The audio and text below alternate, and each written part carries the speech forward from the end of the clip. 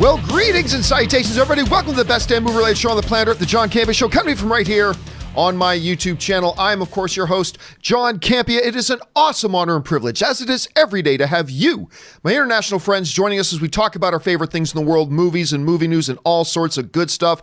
And joining us from his den of tranquility all the way over in Pasadena, it is one Mr. Robert Meyer Burnett. Robert, how you doing, sir?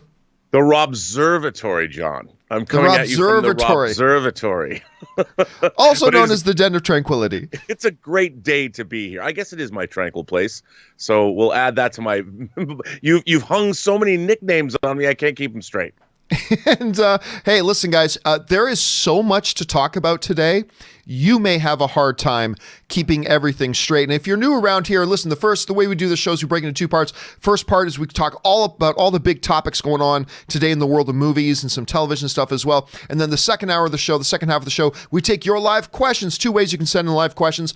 The number one and the best way to do it is to use the tip link that's in the top line of the description of this video. You can send it in that way, or you can use the super chat feature, whatever. We'll get around to that in the second hour of the show. But listen, we got a whole hell of a lot of stuff to talk about here today. Number one, some surprising nomination snubs, maybe, from the WGA. The Writers Guild of America Awards were announced.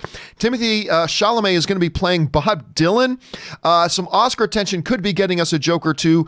And of course, the headline story today is it looks like Christian Bale is joining Thor 4. But before we get to all of that, guys, we got a bunch of things to talk about off the top. And the first one is this. We've known for a while now that Amazon has been developing a very exciting looking Lord of the Rings series. And a little while ago, they put out that behind the scenes sizzle listing all these incredible people that are attached to it behind the scenes and working on it. Then we heard Will Poulter was attached. That was exciting. Shortly after, Will Poulter had to depart the project. But now it is being reported that they have found Will Poulter's replacement, and it looks like it's the kid. You won't recognize his name, probably, Robert Aramayo. I didn't recognize his name either, but apparently he's the kid who played the young Ned Stark in the flashback scenes in Game of Thrones. And Rob, you've got the story there. Tell us a little bit about it. Well, yes, Robert Aramayo played young Ned Stark, as you said, on season 6 and 7 of Game of Thrones. He also starred as Bill Harley in Discovery's Harley and the Davidsons miniseries, and co-stars in the upcoming Netflix miniseries Behind the Eyes. And he is, of course, as reported, the lead. He's being reported as the lead, and I think he looks very Middle-earth to me.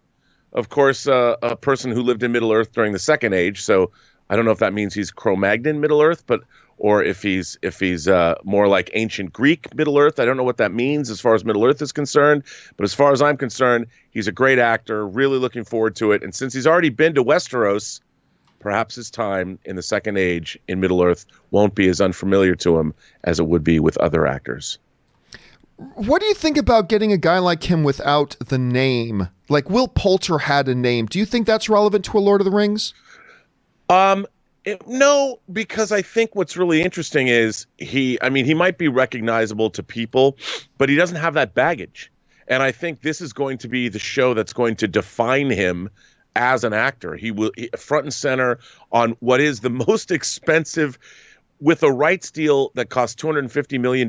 This could very well be the most expensive production of anything ever in the history of humanity.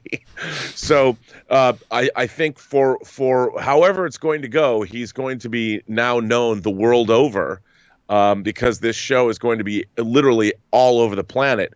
So I think it's kind of neat that they're going with an actor that might be a little bit more unknown because he doesn't bring anything with him, and he can truly create something from the ground up that I think audiences everywhere will obviously. Casting this show is not being done lightly. Right. So this is a huge accomplishment for him as an actor, and I think a big vote of confidence from the producers. So I'm excited. Yeah, see, first of all, I was very bummed out when they said that Will Poulter was going to be there. Will Poulter has been showing over the last couple of years that he's money. I mean, he's so good. But Oh, the yeah. one thing that I kind of like about this casting being an unknown, not that I feel like they had to get an unknown or that I feel like they had to get a big famous name either way, but the one thing that it kind of tells me that it's kind of encouraging is that they were just concerned about, is this the right actor for the right role? They weren't terribly concerned if America was going to recognize the kid's name. They weren't terribly concerned if he has a lot of big movie or television credits. They were just looking for the perfect actor with the right talent level to play the role. And to me, that's exciting because we don't always see that, Rob. We don't always see that in a lot of this stuff, and it's good to see. So the question here is, guys, what do you think about this casting for the new Lord of the Rings show? Are you even excited about the Lord of the Rings show? I know I am. Let me know your thoughts. Jump down into the comment section and leave your opinions there. All right. Another thing to talk about here off the top, and that is this. We do know that an Avatar 2 is on the way, coming sometime in 2073. This is a movie project we have been waiting for forever that seems to continuously get delayed and delayed and delayed, but it is being made and it is on its way for sure. Well, they just released, Avatar got on its official Twitter account, and they just released, Rob, some initial concept images of the world. And we're going to bring some of them up here just in a little bit of a better light so we can see them here. Obviously, these are some gorgeous landscapes, which is something we've come to expect from Avatar, from Pandora. Of course, the first Avatar, it was beautiful to look at. It was absolutely gorgeous. Of course, then we see some return, some of the flying creatures and things like that. Can you book a vacation there, John? Look at that place. I think you can go to carnivalcruises.com and book a vacation there. What's interesting is down there in the water, if you take a look so I should go right here, you see them riding a couple of water creatures. Of course, we've got the very familiar floating rocks and all these things, and it's really quite beautiful. It looks really, really nice. Now, look, this is just concept art and all this kind of stuff, but I think the significance of this, Rob, is that it is once again another indicator that, look, guys, we are making this movie. It's Right. basically them reassuring everybody in the world this movie is happening and it is coming. Anyway, I think as just little pieces of concept art, I think these things look absolutely beautiful. Look, my anticipation level for Avatar 2 hasn't really moved. I mean, I would have been excited about it 5 years ago. It's just all the delays have really hampered a lot. I think it's going to take some actual footage to get the engines revving. But, as far as concept art goes, I think this looks really nice. What did you think about it? It looks amazing to me. Like I said, I joke about wanting to go on vacation there, but I really do want to go on vacation to Pandora. I think that, I am an Avatar lover. I loved the movie. I understand it touched on a lot of classical story beats, but that was by design. And in terms of showing what was the technology, pushing the boundaries, and telling a story that I was completely immersed in, the scene where they fly, I forget the name of the flying creatures, the dragons. That sequence when they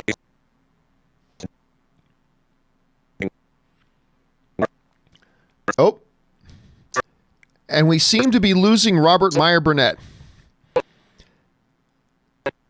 Yeah, we seem to be losing Robert Meyer Burnett, unfortunately. So what we're going to do here is I'm going to, Robert, if you can hear me, I'm going to disconnect from you.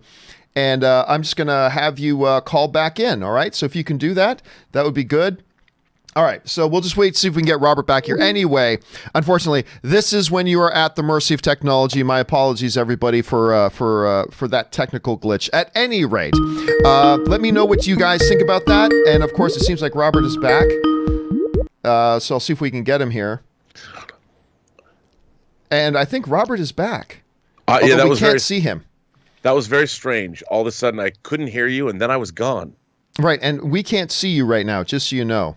Oh, the joys of live broadcasting, ladies and gentlemen, the joys of live broadcasting. But we do have Robert back. Anyway, Rob, do you want to finish your thoughts there on what you're saying about the concept art?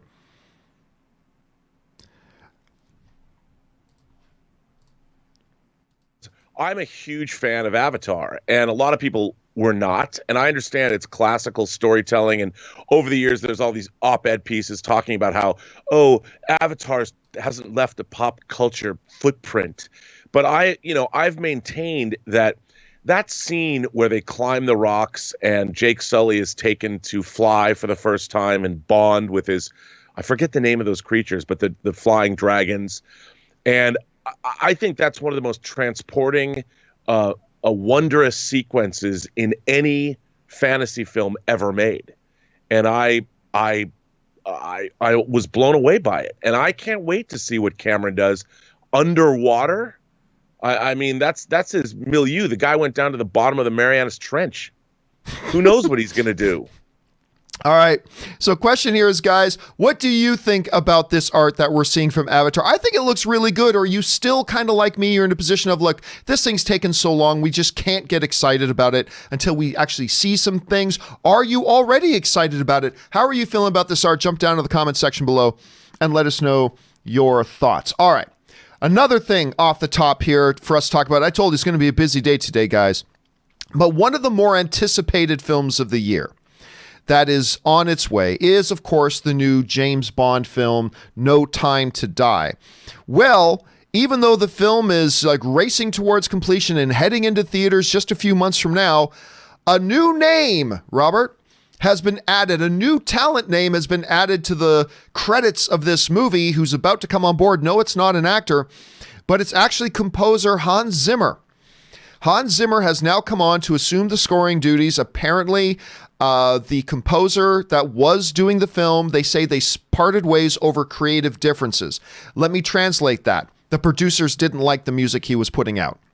The producers didn't like the music that they were putting out for this thing. So they brought in Hans Zimmer. Hans Zimmer, of course, is one of the big names in composing right now. Like, everybody loves the Hans Zimmer stuff. Rob, I'm curious, as the bigger James Bond fan here, what do you think about the addition of Hans Zimmer? What do you think about this last-minute change of direction? He doesn't have a lot of time. He's composing 3 other films this year.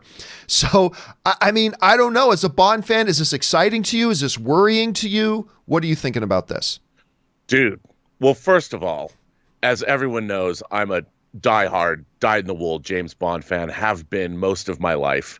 And when I made this comment on Twitter last night, I said another curveball's been thrown at the production, not because I dislike Hans Zimmer. I'm a huge Hans Zimmer fan, all the way back to Bernard Rose's movie Paper House that I think came out in like 88. I mean, give me his score to Crimson Tide and I'll start jumping for joy. I mean, I'm a huge, and as we both talked about, the Man of Steel, the piece he did for Man of Steel, I mean, what an incredible, it might not be John Williams' Superman theme, but it works in a much different way. And I think giving him a Bond score is going to be, I can't wait to hear what he does for the gun barrel, you know, the da-na-da,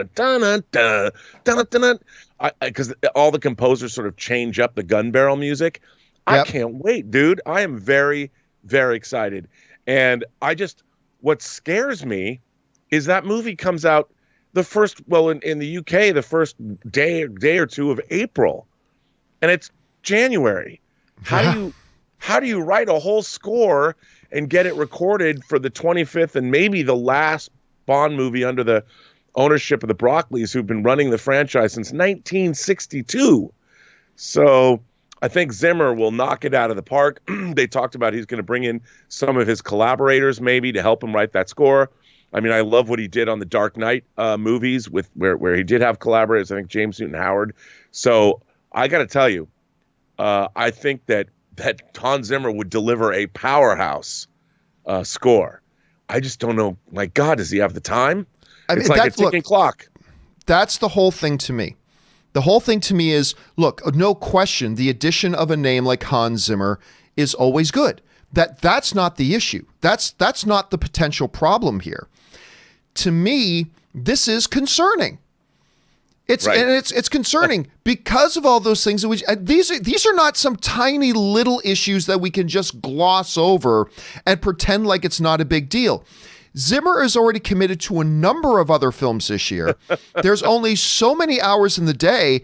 And on top of all of that, they were saying he's got to be done this. I was reading that he's got to be done this score by the middle of February for them to get this in there and for it to be in there on time. And they're saying he's going to reach out to so basically there's even going to be a bunch of music in this movie that isn't even Hans Zimmer composing it. because Right. he's going to kind of probably be the overseer of a cobbled together what would you call alliance of composers that are going to do this thing. And what's concerning to me here is, Rob, is that if the music wasn't working out, why are you only pulling the trigger on it now? Like if you weren't digging the music and the music wasn't coming together, you should have at least pulled the trigger on this a little bit earlier to get whether it was a Hans Zimmer or another composer in here who would and give them more time to work on it. So while it is great to hear Hans Zimmer is going to be working on this film, at the same time, I don't know that this is good news. I don't know this is good news when you consider all the circumstances. Yeah, I look, it's always tough. However, I always go back to the fact that Jerry Goldsmith was composing music for Star Trek: The Motion Picture 10 days before its premiere. Right. So, I mean, he was on a stage with an orchestra, and they were able to get that music in the movie. So, hey, what's 3.5 months? Come on. Between friends. Sure. Yeah, I don't know. It looks a little concerning. Question here is, guys, how do you feel about this? Are you just excited that the name Hans Zimmer's attached? Are you looking at the surrounding circumstances and thinking this could be questionable? Maybe you don't think this is going to be any problem whatsoever. How are you feeling about this? Jump down to the comment section below and let me know your thoughts. All right. Another issue off the top here. One last issue off the top that we need to cover, and that is this. Of course, one of the big movies everybody's looking forward to in the coming years is the new Batman film that is finally coming from Matt Reeves. There apparently the sets are there, the cameras have started to roll a little over 3 years after they announced that Matt Reeves was going to be directing this thing, and they're now doing it. Now, we've seen already some very exciting news of actors joining. We've also already had a little bit of controversy with Jonah Hill was at one point attached, and then he left the project, all that kind of stuff. And then we knew that Colin Farrell was coming on. What we did, and by the way, Colin Farrell is a world-class actor. World-class actor. So everybody's been excited about that, but it hasn't been very clear. There were some rumors he was going to play Penguin. There were some rumors he was going to play some other characters. Well, apparently, those rumors can now be put to rest, as Matt Reeves himself has taken to social media that, and apparently it looks like he's confirmed that Colin Farrell is indeed playing Penguin, because he wrote, "Wait," with a picture of Colin, "Is that you, Oz?" And of course, the real name of Penguin is Oswald Copperpot. So now, I mean, I guess you could say, Rob, that this isn't 100% confirmation, but I mean, I think at this point it's pretty clear. It's been rumored that this was the role he was going to play. He's saying, "Is that you, Oz?" I think now this is a very different than Penguin. If this is indeed Penguin, this is a very different Penguin from, Burgess Meredith's Penguin. This will be a very different Penguin from Danny DeVito's Penguin. This is going to be a new look Penguin, which I'm perfectly good with. This is the movies. These aren't the comic books. And, we've got different iterations of the Penguins over the years as well. Hell, even in the Gotham series, we had a new kind of look at what a Penguin could look like or be. And now we've got something new. Look, bottom line to me is if you had asked me a year ago, hey, they're going to have a Penguin in this new Batman movie, and it's going to be Colin Farrell, I might have at first go, really? I don't really see Colin Farrell as a Penguin. But as we've seen the other castings come together, and knowing that I feel like Colin Farrell is like one of the great actors in the world right now, I think this can totally work. I'm actually very excited about this. I think this sounds good. Now, to be honest, I would have been excited if they said he was playing anybody. I mean, let's be honest. But I think this is actually pretty cool. Rob, you heard about this. What do you think about the casting? I'm a huge Colin Farrell fan. So, I mean, look, he's played Bullseye. He played Sonny Crockett in Michael Mann's Miami Vice reboot or feature film, which I loved. I know a lot of people don't, but I love it. So I'm in. I think he's going to give us a different kind of a Penguin. By the way, his last name is Cobblepot, not Did I say Copperpot? I said Copperpot, didn't I? Sorry about that. Yes, Cobblepot. I just want to protect the show. And I think it's dope, dude. I'm in. I mean, I think Colin Farrell can do no wrong, quite frankly. And he's, he can be very chameleon-esque. He can play his matinee idol self, or he can transform and play somebody very, very different. And I think, look, we've already seen Danny DeVito's Penguin was, very Tim Burtonized. and it's going to be interesting to see what a Penguin looks like. We don't know what. I don't have any sense. Is Matt Reeves going for more of the Anton Furst production design Gotham, or is he going for the more firmly set in the real world Christopher Nolan Gotham, or somewhere in between? It's going to be really interesting to see what his take on the whole Batman universe is, and I'm really excited for it. And I think the casting of Colin Farrell gives us an indicator of where he's going with his world, and that's exciting. All right, question here is, guys, now that it seems, and we should emphasize seems, now that it seems that Matt Reeves has confirmed that Colin Farrell is playing Penguin, how do you guys feel about that? Do you think this is a good choice? Do you think this is a good role for him? Do you wonder? Are you scratching your head about it a little bit maybe? Jump down to the comment section below and let me know your thoughts. All right, guys. With all that stuff down and out of the way, let's now move on to our main topics today. And how do we select our main topics here in the John Campea Show? Well, it's really rather simple. You see, you guys come up with them by simply going anytime, 24/7, over to www.thejohncampeashow.com/contact. Once you guys get there, you're going to see a form. Fill it out with your topic or question, hit submit, and then maybe, just maybe, you might see your topic or question featured here as a main topic on the John Campea Show. With that down, let's move on to our first main topic today. And our first main topic today gets sent in to us by Tina Alameda, who writes, did you see that Timothee Chalamet is going to play Bob Dylan in a biopic directed by James Mangold? I'm not the biggest fan of biopics, but this one interests me because I think Chalamet is one of the best actors of his generation, and Mangold knows how to do biopics right, as seen in Walk the Line and Ford v Ferrari. What do you think? All right, so for those of you who haven't heard about this, yeah, I've been saying for a little while now that there's this kid, Timothée Chalamet, who is, I think, has the potential to be the new Daniel Day-Lewis. I'm not saying he's as good as Daniel Day-Lewis right now. I'm not saying that. But I'm saying I cannot remember the last time I saw a young actor who I believed embodied a lot of the potential of being the next Daniel Day-Lewis as this kid has. And he's already done some mind-blowing performances. He's got some huge movies on the way right now as well. Of course, he's going to be leading Dune. That's one of the high points there. And James Mangold, hell, what can you say about James Mangold? The dude just did Ford v Ferrari. He did Logan before that. He's been cranking out great stuff. I love this director. Now, I also will confess, Rob, I am not the world's, biggest fan of musical biopics. I acknowledge that. I am not the world. I'm not the biggest fan of the world. But I mean, I gotta say, the idea of doing Bob Dylan is kind of interesting and curious to me, particularly when you have this director and this talent attached. I'd be lying if I didn't say I was at least a little bit intrigued. Rob, you hear about this. What do you think? I want to do like a Dylan impression, like, hey, man, but I won't. Look, I loved the Coen Brothers movie Inside Llewyn Davis. Yeah. And because it was with Poe Dameron. with Poe Dameron, with Oscar Isaac. Oscar Isaac. And that really wasn't a musical biopic because it was a fictional story, but it was a very Dylan-esque character. And I think, look, I really like Walk the Line, and I think you've often said that musical biopics are sort of, how interesting can they be? It's not like musicians came from some war-torn country, and were secret agents before they transitioned into their rock and roll career.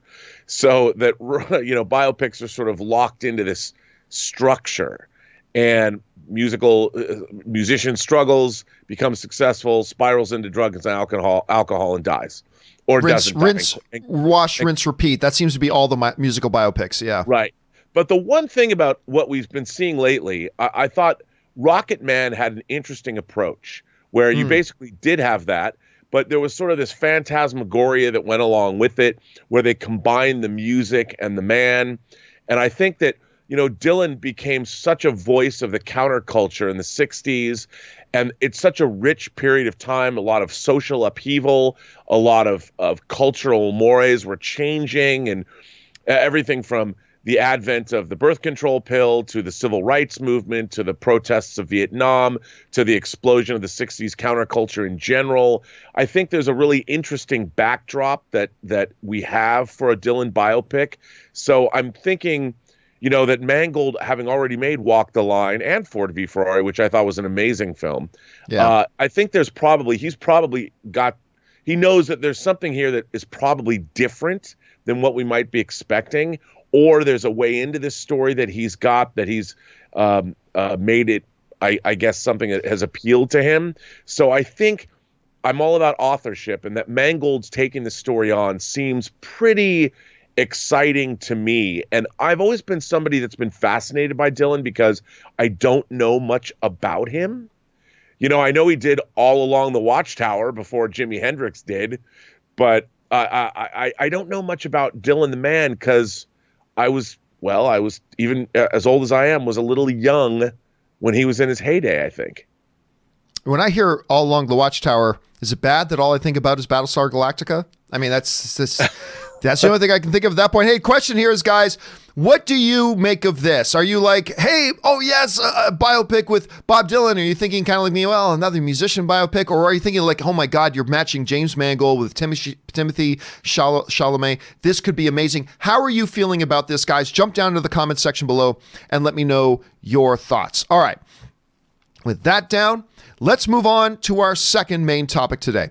And our second main topic today gets submitted to us by Samuel Play, who writes, the WGA, that's the Writers Guild of America, nominations were just announced. Among them are a few expected nominees, as well as some surprises, as well as a notable snub for Quentin Tarantino. Given that the writers' branch of the Academy is made of the WGA members, is it safe to assume that these will be the 10 nominees for writing at the Oscars, or could a movie snubbed by the WGA still get in?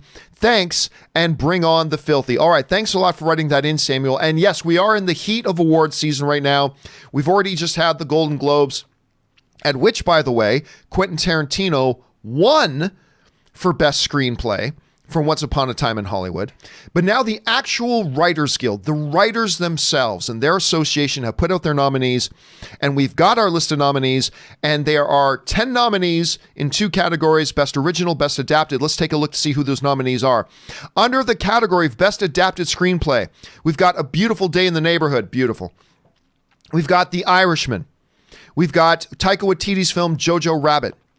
We've got Joker, and we've got Little Women. Under the category of Best Original Screenplay, we have 1917.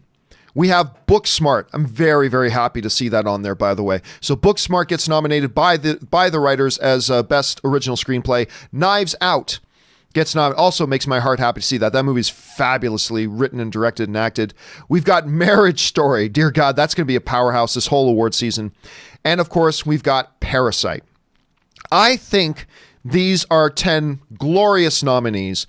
I think these are 10 glorious films, and I'm really glad to see all of them getting their nominations. Now, of course, what Samuel pointed out, though, was the obvious missing Quentin Tarantino. And I'll tell you what, I love Quentin Tarantino. If you've watched my show for any period of time, you know I love Quentin Tarantino. I love this guy. I love his movies. Once Upon a Time in Hollywood is not one of my favorite Quentin Tarantino movies. I personally, I enjoyed it. I went back to the theater and watched it a couple of times. But I personally feel it's in the lower end of his films, and I certainly don't feel like it deserves to win a lot of awards, other than performances maybe.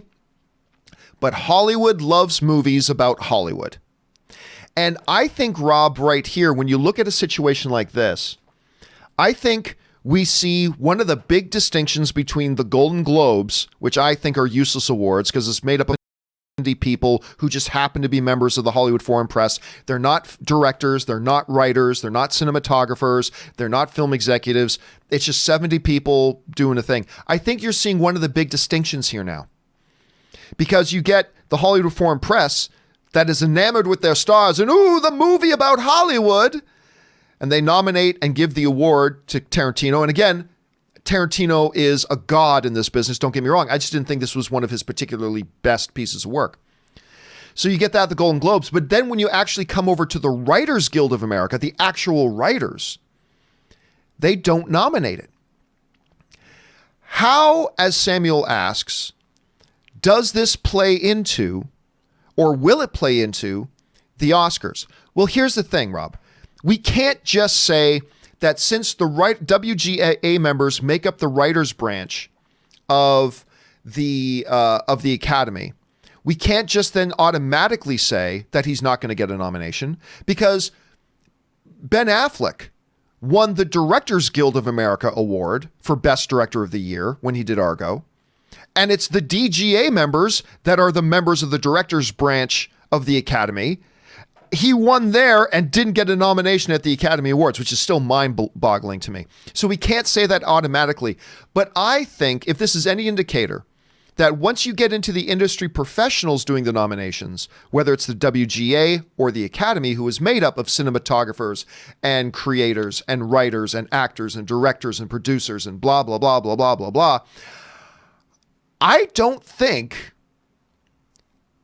that Quentin Tarantino is going to get a nomination for Best Screenplay. I still believe that Once Upon a Time in Hollywood is going to get nominated for Best Picture because Hollywood loves movies about Hollywood. But I don't think he's going to get a nomination for Best Screenwriter on this, Rob. Anyway, you see these nominee lists and all that kind of stuff. What stands out to you the most, and how do you think this is going to all play out with the Golden Globe Screenplay winner, Quentin Tarantino? Well, first of all, I think that both lists there's some really accomplished writing, and it shows just how vibrant and how great movies are today. When people are always complaining, there's too many superhero movies in the theaters, it's just not true. And it's been bared out, I think, with this list. Now, that said, and by the way, I was excited to see Booksmart get a nomination because, as you know, you've been singing the praises for the film for a long time. I caught up with it late, but I thought it was a wonderful movie. And a large part of that was I thought the script was terrific and Olivia Wilde's directing was really great, really strong. Now, I think there's a lot of people in Hollywood that resent Quentin Tarantino's success. And I think that this movie, he's even himself called it a hangout movie. You know, it doesn't have the kind of structural nuances or it's certainly not the traditional 3-act structure. Now someone's going to say, well, yes, Rob, yes, it is. They're going to give me a reason why. But, it's a hangout movie. It's a love letter to Quentin Tarantino's childhood. People forget it was the Hollywood that he imagined or thought was going on when he was a kid. He's talked a lot about that, all the things, everything from the radio stations to the cars to Hollywood Boulevard to the shows that were on. And it really is a great love letter. But I think in the oeuvre of Quentin Tarantino's work, I have to say, like you, John, I didn't think it was some of Tarantino's best work at first glance. I finally acquired the disc on 4K and watched it again, and I thought the movie held up much better. And like with many Quentin Tarantino movies, it gets better with age. But I think as far as the Writers Guild is concerned, I think there might be a little Tarantino fatigue going on, or maybe some Tarantino perhaps jealousy. Because he's sort of immune to what all the other writers go through, as writers are getting studio notes and being told what to write by people that maybe don't know as much as they do. Quentin Tarantino gets to he's an auteur. No one is telling Quentin Tarantino what to write or how to write it. And I think that 9 films in, I guess even more screenplays if you count True Romance or Natural Born Killers, I think that Quentin Tarantino, I just don't think he has the love from the WGA that he might have with the broader Academy. So I think there's a possibility he doesn't get a nomination for Best Screenplay. I don't know, man. I think the points you just made about how Tarantino doesn't have to get notes from people, he doesn't have to do this and blah, blah, blah. I would think if I'm a member of the WGA, I want to highlight that and celebrate it to influence Hollywood to do it more. So I don't know, but let me ask you this. If you're a member of the WGA this year and you look at the nominees list, do you bump out one of those films? Do you think the screenplay for Once Upon a Time in Hollywood is strong enough to bump out one of those films and take its place? No. You know, Yeah, looking at yeah. looking at the lists, I'm like, no, because there's so much, as I said, there's so much great. I think we are between television and movies now. I mean, I'm not saying we're back in the days of Patty Chayefsky writing Network in the 70s. You know, there was some really strong writing back in the day. I just watched a movie called Lovers and Other Strangers that was written by Joseph Bologna and his wife, Renee Taylor. Joe Bologna co-wrote the script for Tango Shalom, the movie that I've been working on, and that was some amazing writing, and they were nominated for an Academy Award for Best Adapted Screenplay in 1971, I think. And I think that the writing now is just as good as it's ever been, and I would not knock out any of those scripts and replace it with Once Upon a Time in Hollywood. I mean, there's a lot of, I think, deserving screenplays that did not get in this year. I think the only one that, you know, maybe 1917, which admittedly I haven't seen. I think that was interesting that it got a screenplay nod because it seems to me that it was all like visual, not that the story is not there. I need to see the movie first. But, you know, the writing in Tarantino's movies has always been one of his strongest suits. But I don't necessarily think you can kick another script out just to give Quentin Tarantino yet another writing nod.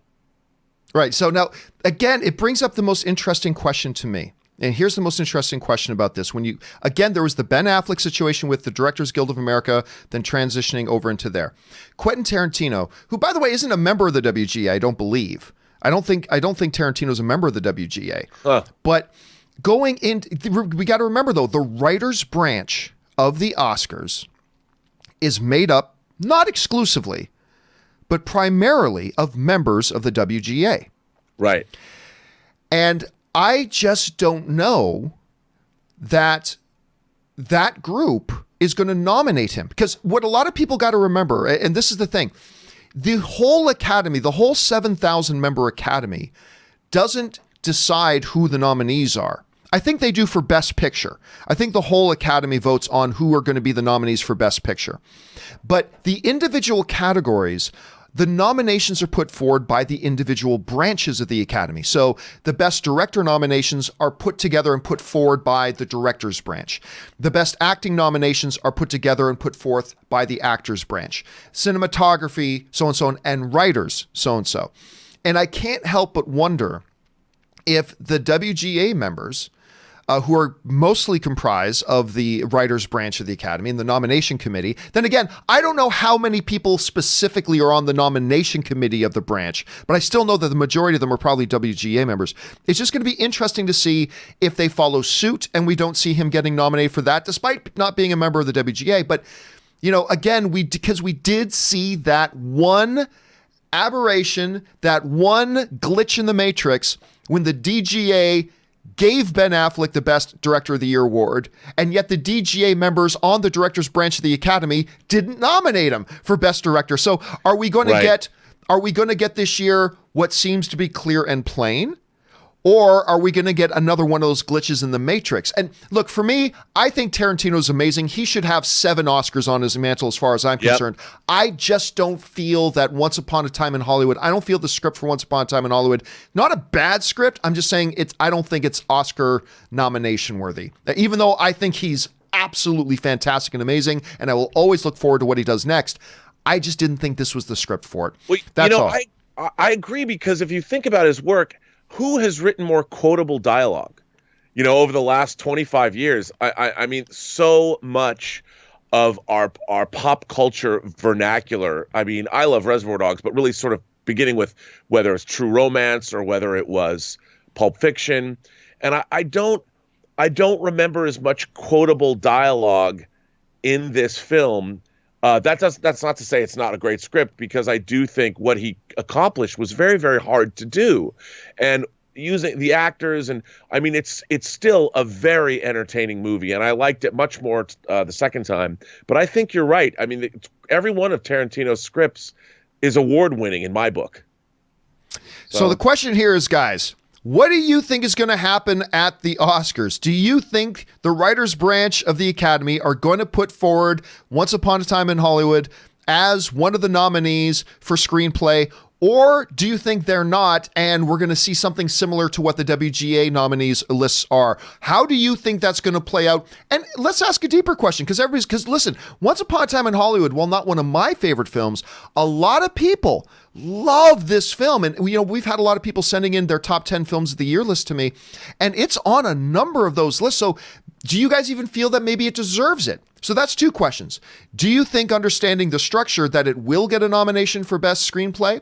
And who do you think it's going to knock out? Second, do you think it deserves a nomination for Best Screenplay? I want to know what you guys think. I'm sure we've all got different opinions about it. Jump down to the comment section below and let me know your thoughts. All right. With that down, let's move on to main topic number 3. And our third main topic today gets submitted to us by Eddie DeWitt, who writes, "Greetings, John. I hope this doesn't sound like a dumb question, but I'm actually really curious.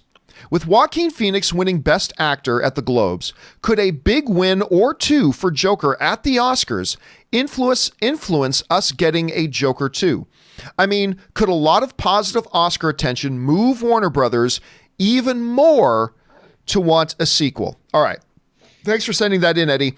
And listen, I already kind of think, although there's been no official word, I think at this point, a Joker 2, while I don't want them to do one just on principle, I don't think they ever planned on doing another one.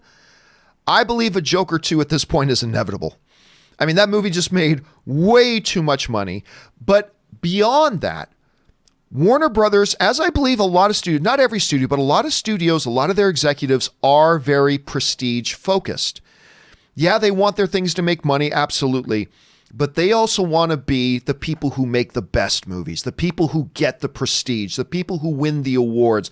All the studio execs, there's parts of them that all want that.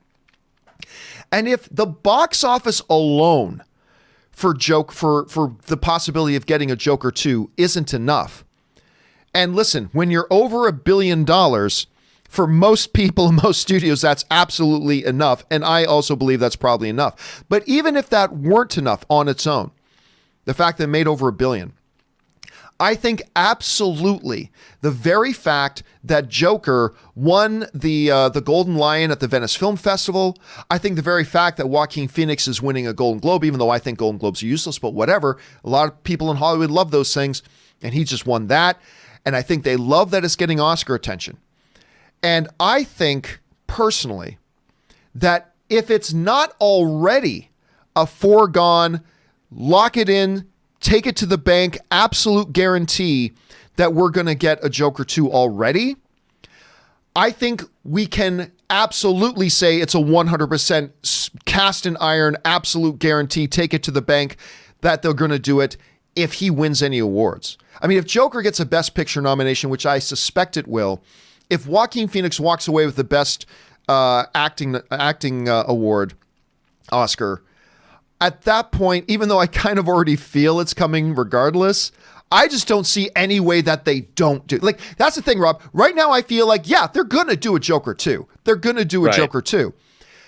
It gets nominated for Best Picture. Joaquin Phoenix wins the Oscar. At that point, I got to then stand back and say, I don't see any conceivable way on earth that they don't. Like right now, I think it's pretty much a sure thing they will, but I could see some arguments that maybe they won't. It gets nominated for Best Picture. Joaquin gets a trophy.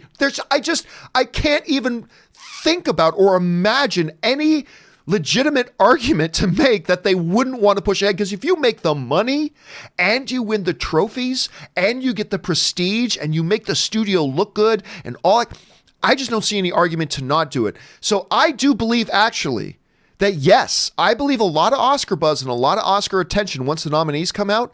I do believe that'll help influence, even though I already think the movie's going to happen anyway. I do think it'll push it more in that direction. Rob,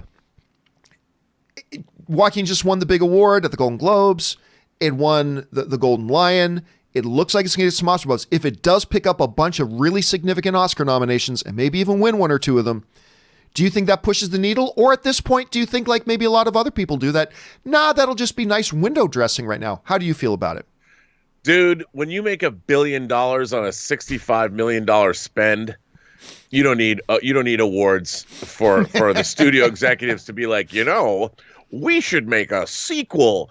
Because remember, it's not just that it was the Joker, it's any movie that makes over $1 billion is in a, I mean, now we throw around the words like, yeah, Disney made, 8 movies that made $1 billion, or 7 movies this year. No, it's really hard to make $1 billion movie, and to make $1 billion on a movie that was a $65 million spend or whatever. I mean, that, my friends, that is some serious cheddar. That is some green, like, I mean, talk about making it rain. So I think everybody at Warner Brothers is probably asking themselves before they get their morning cup of coffee, is today the day we announce Joker 2? Because that would be great. They don't need it. The fact that it wins awards just makes them, now they're driving into work now. They're wondering, I wonder if today's the day, even before they're getting their morning coffee. I don't think there's anybody at Warner Brothers who isn't like, they're probably sending, Todd Phillips probably gets weird presents every day. Like, hey, bro, here's an Amazon gift card for no reason at all. Or, hey, I understand you once made the Gigi Allen Hated documentary, but could you really make Joker 2? I mean, I understand you're an iconoclast and you came sort of from that punk rock world, but we could really use another $1 billion grossing movie. I mean, it's so silly. Yes, they want to make Joker 2. I'm convinced it's probably the thing. In Warner Brothers history, there probably hasn't been more executives clamoring for a sequel to a movie than ever, because it's job security. And if they can make a Joker 2 for, say, $100 million, like, why? They have a franchise that people will go see that isn't going to be expensive or relatively not inexpensive compared to something else. This is unprecedented in Hollywood history.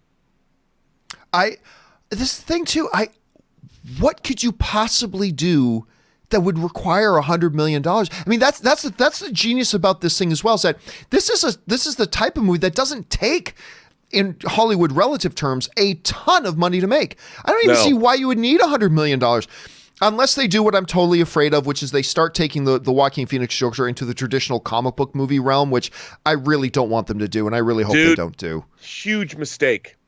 I mean, I think the seeds for a sequel are planted in that he becomes more, like, I could see them doing the Joker becomes an actual physical manifestation of the Tyler Durden character from Fight Club. Yeah. Like, he becomes more of an urban prophet and starts a movement, because God knows, look at our world today.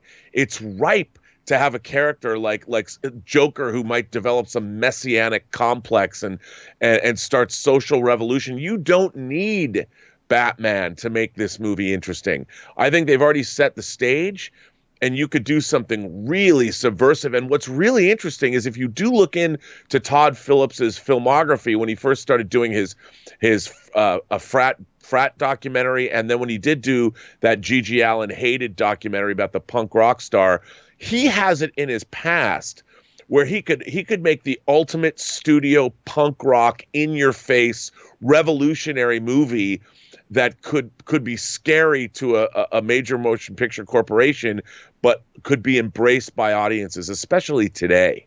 And I think if anybody has some creative freedom to do something really off the rails but awesome, it's Todd Phillips with the Joker sequel, as long as he keeps the price down. Well, the question here is, guys, how are you feeling about it? Like, a lot of you are probably like me, you're thinking, yeah, they're doing a Joker 2 already. Do you think some Oscar buzz could make that a guarantee? Maybe you feel it's already a guarantee. Jump down into the comments section below and let me know what you guys think. All right, with that down, let's go on to our fourth and final main topic today. And our fourth and final main topic today gets submitted to us by Alex Lopez, who writes, have you heard that Christian Bale is in talks for Thor Love and Thunder? Nope, haven't heard about it. I thought it's an interesting choice that Christian Bale, who is mostly known as Batman and Nolan's Dark Knight trilogy, and with that kind of experience, he mostly will cross over to a Marvel movie. What are your thoughts about this? And thanks. All right, thanks a lot for sending that in, Alex. And yeah, for those of you who have not heard about it, and I'm sure most of you guys have heard about it by now, Christian Bale is apparently, Variety has confirmed, is now in negotiations to be in Thor 4, Thor Love and Thunder. Now, here's the thing. Remember, in Hollywood, by the time you get to the negotiation stage, 9 times out of 10, that means it's going to happen, because you have to have already gone through all the process that makes the studio go, yes, we want this person. And then the talent has to go, yes, I want the role. Okay, so now you just got to get down to the nitty gritty to work out money and schedule and stuff like that. But the studio's decided they want him. He's decided he wants to be in it. 9 times out of 10, it's going to happen. But remember, as we just talked about with the Matt Reeves Batman thing, they also hit this stage with Jonah Hill. And then Jonah Hill backed out. Everybody else worked out, but his did not. So there is still a possibility that Christian Bale does not end up being in this movie. However, I think it's safe for us to right now at least operate on the assumption for now, understanding there's a possibility it may fall through. I think it's safe for us to operate on the assumption that he's going to pop up and be in this movie. How can you not be excited about this? How could you not be excited about this? Christian Bale is an Academy Award winning, multiple Academy Award nominated actor, one of the more celebrated actors of our generation, one of the finest living actors in the world, joining a franchise like Thor, being directed by Taika Waititi, who just did what is, in my opinion, the best film of the year in Jojo Rabbit. How could you not be excited about this? Now you can ask, well, it depends who we'd be playing and all that kind of stuff. I understand that, but the bottom line for me in any movie, almost in any project, as long as there's not an obvious miscasting, is that get the best talent possible. Christian Bale is one of the best talent possible. It is unbelievable. I just don't see how there's any way we look at this. Now, Rob, I think one way some people could look at this as maybe being a negative, and I've already seen this online. I've heard people saying this and talking about this online. The one way that maybe you could possibly see this as a negative is the notion of he's just so big of a star now. He's just so big of a star now that having him in the movie may actually end up being a distraction. It could end up being a distraction. So I made that the topic of today's question of the day. So I asked people this. I said, do you consider Christian Bale doing Thor 4 a good thing because he's a fantastic actor, or as some have suggested, as a bad thing, he's just far too famous and it'll be distracting? I put this up just before we started the show. About 3,000 of you guys have voted on this, and overwhelmingly, not surprisingly, 74% of you guys are saying it's a good thing, 5.4% of you are saying it's a negative thing, and 20.6% of you said it depends on if he's actually playing Batman and this is a crossover. Of course, that was a facetious option. He is not going to play Batman in a crossover. So clearly, overwhelmingly, despite some of the things that I was seeing online, overwhelmingly, you guys are saying this would be an absolutely great thing, to which I would absolutely say, I absolutely agree.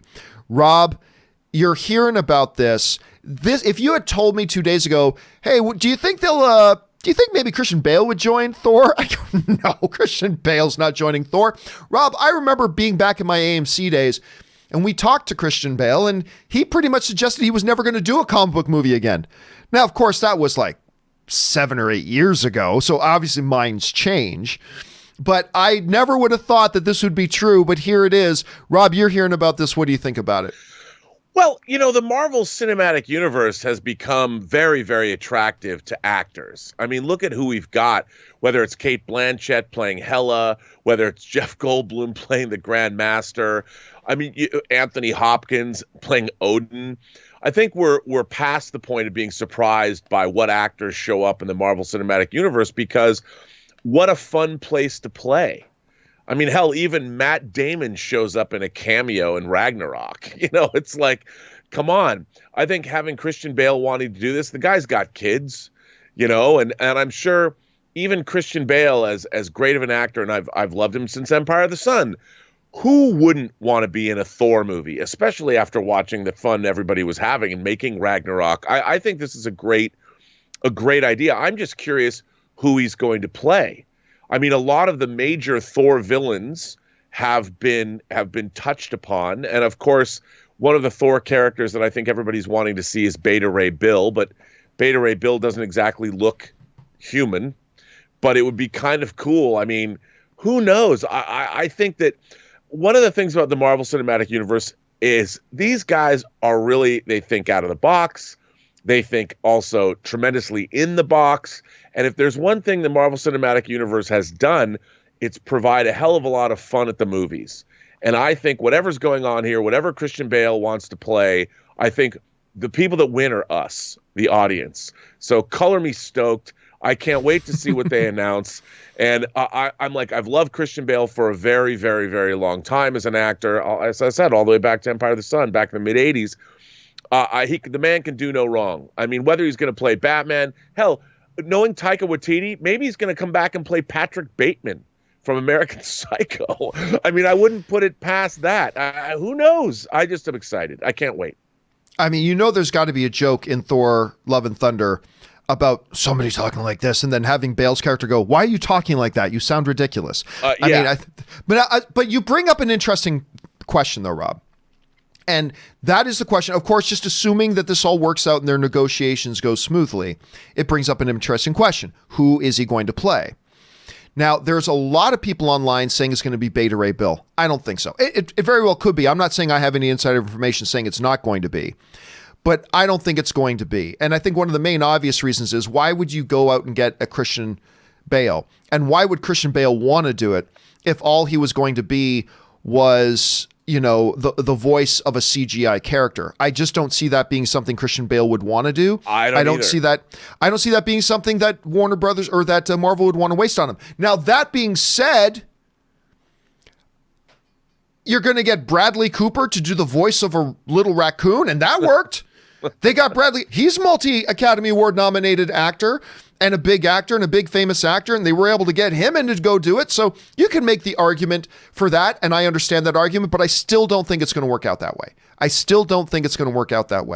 So I don't think it's going to be Beta Ray Bill.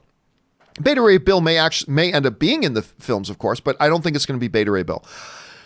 Off the top of my head, Rob, and I think you would know better than me, so I want to throw two names at you. I want to throw two names at you and get your impression. I think when you look at the story arcs that Taika Waititi has taken with Thor and the style he's brought to Thor, particularly in Ragnarok, I think of two names. One that I think he would be great for, actually, is Kull. Kull Borson. Kull Borson. Now, he is actually Thor's uncle. He's Odin's brother. He is the god of fear. And since we already know that Natalie Portman is going to be taking up Mjolnir and taking on a mantle of Thor of some sorts, that actually kind of fits in with some of the comic stories that they've had before. And just when you look at this, couldn't you see Christian Bale playing this guy? I mean, so that's one name I want to throw at you. The one name I want to throw at you is called God of Fear. The other character hasn't been used a lot in the Marvel comics at all, but is Gore the God Butcher. And Gore the God Butcher is a really crazy cool story because he was this a member of an alien race. Life was really unfair. Life was hard. His family died. His wife died. His children died of starving. He didn't believe the gods exist. Then he found out the gods did exist and he was pissed off at them. And then he got, I kid you not, this all ties into Venom. He picks up this god sword that is made up of symbiotes and all this kind of stuff. And he takes it up and he starts going through the universe killing gods. And it's all this kind of stuff. And eventually 3 different Thors from 3 different timelines all have to join together and battle and blah, blah, blah, blah. But again, when you look at the escalation of the Thor stories and you look at the sensibilities that Taika Waititi brings to it, I think both of these characters and could be very juicy characters for Christian Bale. So I'm thinking Kull the God of Fear or Gore the God Butcher. Rob, do you think there's really any possibility it could be either of those two, or do you have some other names off the top of your head that it could be? I think your idea of Kull is a really good idea, but there's another Thor character. And look, this is a little off. He's not offbeat as far as the character of Thor is concerned, but in terms of what kind of a character, Mangold. Mangold is a character. John Schnepp would have dug it if Taika Waititi brought Mangold. But Mangold is kind of he's a monster. He's like a Surtur character, but he encapsulates an entire race, and it's way out there, and it would require CGI, and it's a giant, monstrous, very Jack Kirby character. But I think, I didn't think about Kull, and I think that's a great. Kull is kind of the way Loki is obviously Thor's greatest foil, but Cull could be something I could see Christian Bale going, okay, the god of fear, that I'm in, count me in. So I think of all the things that we brought up, I mean, Mangog would get me excited just because I'd be like, the only person who could do it would be Taika Waititi. But I think the Cull is a good guess. I like your pick too. I think your pick could actually very well be it. But then Mangog, it's just, look, it comes from Thor's history, but it's, again, it would have to be, but I never thought you'd like Korg. To me, Mangog is a Taika Waititi. Cull is kind of cooler. Like, I would love to get a hot toy figure of Christian Bale as Cull. and listen, and it would be consistent because Taika's already shown he likes having the inner family drama, right? Right. Because in Ragnarok, he had his sister that, well, he didn't even know, but now it would be his uncle, like Odin's brother. I mean, so that's the part to me that Taika's already shown that he likes to do the family thing. Maybe it could be that. I mean, and he'd be pissed. The God of Fear is angry. What did you allow it to happen to Asgard and my brother? And like, he's angry and blames. Maybe he blames both Loki and Thor. And you could, there's the thunder right there. Somebody's mad. So the question here is, guys, what do you feel about that? What do you think about Christian Bale joining? First of all, do you even like the idea of him joining? I think the majority of us do. But if so, do you kind of got a sense about who you think he might actually play? Jump down to the comments section below and let us know your thoughts. And I'm sure some of you guys are going to say some stuff about this in the live chat that we're going to get to in just a second. So hang around for that. But before we get into our live questions, guys, as we do every day, Rob and I are going to take a quick little break here, refill the drinks, rest the vocal cords, stretch our legs for a minute. So hang tight with us, guys. Go refill your drinks yourselves while you got the opportunity. Don't go anywhere. Hang tight. We will be right back.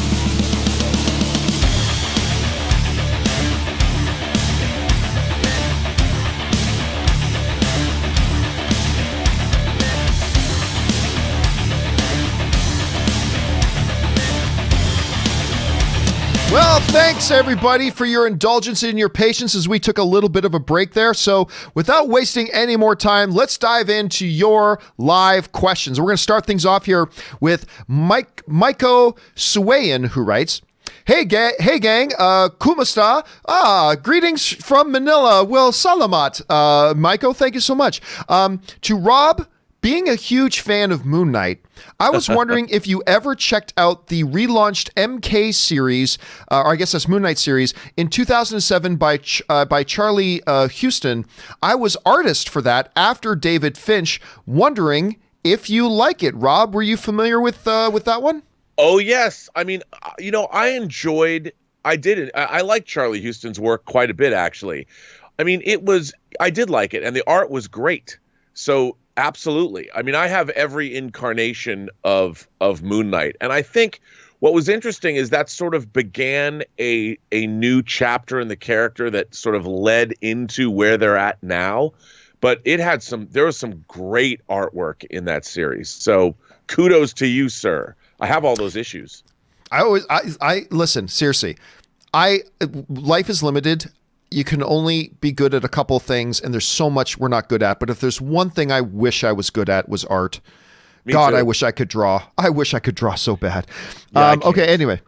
Darth Hideous writes, one of two. John, I don't know if you remember, but I asked a question on your 100 million view party about filmmakers' obligation or lack thereof to approach certain topics with sensitivity, specifically in the context of the #MeToo movement and, for the lack of a better term, PC culture. I do remember that. I remember that question very well. What a great night that was, that 100 million view party. Thank you for being there, Darth Hideous.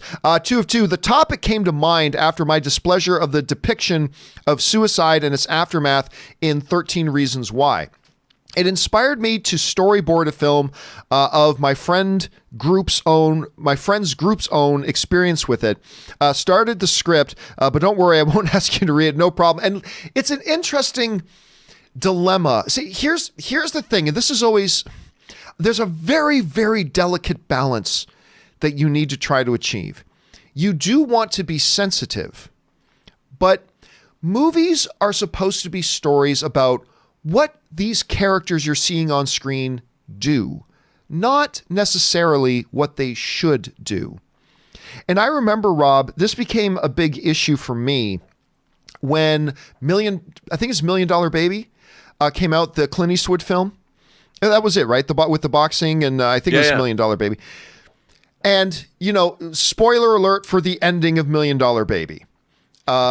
Clint Eastwood helps her take her life. Helps her commit suicide. And I remember a lot of outrage. There was a lot of outrage about it. And I understood because, she was going to be quadriplegic and and that's not how she wanted to live and blah, blah, blah. And there was a lot of outrage at Clint Eastwood at the time saying, people went to the movies the theaters, his movies playing, carrying billboards saying Clint Eastwood thinks, paralyzed people should kill themselves and blah, blah, blah. And I remember at the time saying, that wasn't Clint Eastwood saying what is the moral of the story, what we should do. He was telling the story about a particular man and what he did. Whether what he did was the right thing to do or the wrong thing to do or somewhere in between, that's up for the audience to think about and decide. But it's like, movies aren't meant to be, we only show the way things should be done. No, they show stories about broken people, sometimes doing broken things, sometimes doing the right things, sometimes doing the wrong things. Just stories tell things about what happened with these characters, and it's up for us to interpret and decide whether it's right or wrong. I don't believe it's the filmmaker's responsibility to only make movies about people always doing the right thing. I don't get that. So that caused a really interesting discussion at our panel the other day. And kudos to you, Darth Hideous, for coming up to a topic that stood out to you and was important to you, and you decided to do something creative about it. I think that's great. But Rob, anyway, what would you say about all that stuff? Well, no, I agree with you. And I think that what's strange to me is the fact that everybody expects every story that's told today has to come down on the side of the righteous and has to come down on the side of what everybody thinks is best for the world. And look, I'm a big fan of anti-heroes. Clockwork Orange is one of my favorite movies. And Clockwork Orange is a despicable, Alex DeLarge is a despicable but lovable character who at the end, the movie basically says it's better for a human being to be able to choose, have the choice to do evil, than it is for him to be programmed to only do good. And I think a movie like Million Dollar Baby that brings up really, it's funny that somebody comes out and says, well, are you saying that people that are paralyzed aren't worth, their lives? That's not what it's about. This is the story of an individual who chooses to do action based on what happens. Clint Eastwood understands this person can't live their lives the way they are, the way that fate has they've turned them into. And it's not a statement. I mean, everybody wants to make it about them, but it's about what happened in that movie to those people. It's not some overarching statement about the state of everybody. And I can understand, like, John, if I lost my eyesight, I don't know if I would want to continue living, because so much of my life depends on me being able to see. That doesn't mean I'm against people that can't see, but I just know for me personally, it would be difficult to find meaning in my life if I couldn't read and it would be tough. But that's no overarching example of what I think about people that were born, say, without sight. Yeah, and that's the important thing. It's that we tell stories about what that individual did. Yeah. It's not about we only write individuals that do what we think is the appropriate thing. No, it's just that every individual in a movie should be treated as unique and different without us interpreting it as the director making an overarching moral statement. And I think that's the important thing. Anyway, we got to move on to that. It was an excellent thing to bring up though, Darth Hideous. All right, Film Boss writes, a bit of trivia for you. The only two actors to win posthumous Oscars are Peter Finch of Network 1976 and Heath Ledger for The Dark Knight in 2008. Both actors are Australian. For some reason, Rob, I had it in my head that there were three. I'm probably wrong, but I had it in my head that there were three, but I don't know who the third would have been. So what's interesting to me about that is that I've never thought about is that actually both actors are Australian. That's an interesting little bit of trivia. Eric C. writes, am I the only one that wants to see the Mandalorian raise Baby Yoda on Bill Burr's Mayfield's planet? Who doesn't want to see Baby Yoda with a Boston accent? It's funny, Rob. One of my best friends in town here, of course, you know him, is my friend Sol. And he's from the Boston areas, and we joke about him, and I'm a big fan. I mean, I loved watching the Boston Bruins as a kid. Obviously, Toronto Maple Leafs were my team, but I watched the Boston Bruins when Ray Bourque was on their defense and all that kind of stuff, and I'm a big fan of the Patriots, and I grew up not too terribly far from Boston, but one of my favorite memes I've ever seen on Twitter, and I posted it myself once, was a pair of brown khakis, right? Like the pants, a pair of brown khakis, and all it said was, it was a picture of brown khakis, and it just says on the top, all it says was, this is how people from Boston say car keys. And it's just like, khakis. And then it became extra funny because Anne works for Hasbro, and Hasbro's head offices are out that way, and so Anne started sharing that around the people from the Boston office, from the Boston area office. Well, I just thought that was hilarious. It would be funny to hear a Baby Yoda start talking like that. It would be funny to hear a Baby Yoda start talking like that. Yes, it would. All right, let's see here. Joe Cool writes, not including Star Wars or Lord of the Rings, my top 10 in no order. Why not include Star Wars and Lord of the Rings if it's your top 10? Anyway, in no order, all are equally great. Garden State, Children of a Lesser God, that's a movie too many people have forgotten about. Children of a Lesser God is awesome. If you haven't seen it, watch it. Three Kings, Young Guns, Rain Man, Adaptation is really good. Amadeus, which won a ton of Academy Awards. The Repo Man, The Untouchables, just like a wop, bringing a knife to a gunfight. The Blues Brothers, The Muppet Movie, My Left Foot, Oops, That's 12. That's all right. When you start going on talking about movies that you love, you're allowed to go over. You're allowed to go over and you start talking about movies that you love. I think those are some really, really good lists in there. Well done. All right. Alex Rosales writes, hey, John, what's a property that you really like that you think is unfilmable? I'm a huge Dragon Ball Z fan, but I don't think that works in a live action film or could ever really work. Hey, listen, I'm glad you said it, Alexis, because I get in trouble whenever I say that. But I agree. I don't think that works in a live action. I just don't. I'll also tell you another thing I don't think that could work in live action that gets a lot of people mad at me, because obviously I'm a huge Lord of the Rings fan. I'm a big J.R.R. Tolkien fan. The Silmarillion, I do not believe you can ever film that. I just don't think unless you heavily adapt it. If you do some heavy adaptation, anything can work, I suppose. But in its natural state, that's one, Rob, that I just don't see how you actually make that a coherent, feature film. Anyway, that's the one I always thought. You read a lot more than I do, Rob. Do you got anything that you think is just, or some sort of property you just don't think is filmable? The first thing that jumps to mind is a science fiction novel by Samuel R. Delany called Dahlgren. I don't see how that could ever be filmed. But then again, I never thought anyone could film Naked Lunch or Crash, and David Cronenberg did both. So who knows? Or Watchmen, and they've done it twice. Or Watchmen, they've done it twice. Good question, man. All right, Ben Rainett writes, Happy New Year, John and crew. Bryan Cranston has been in my two favorite shows of all time. My favorite drama, Breaking Bad, and my favorite comedy where he plays Tim Walty, the dentist, and a real criminal as he is a reg-ifter. I'm not sure what that says. And just fun trivia for you. Wasn't that that was Seinfeld, wasn't it? Wasn't he the dentist in Seinfeld? I think he was, at any rate. Bryan Cranston, by the way, I have met and sat down with Bryan Cranston on a couple of occasions.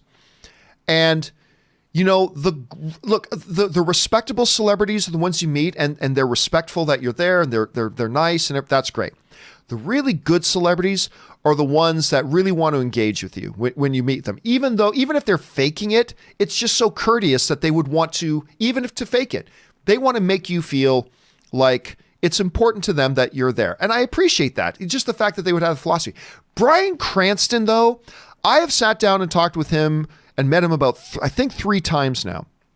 And every time he makes you feel, and there's only a handful of celebrities that have done this, he makes you feel like you being there talking to him is the best thing that's happened to him that day. Like seriously, he acts like it's the best thing. The first time I met him, it was when he was the bad guy, Rob, in that Arnold Schwarzenegger reboot with Colin Farrell. It wasn't Running Man. Was it Running Man? No. What was the Arnold Schwarzenegger movie reboot starring Colin Farrell? Just a couple. Running Man. One of the action ones. It's killing me now. It was just out like 6 or 7 years ago. And it happens on Mars, I think.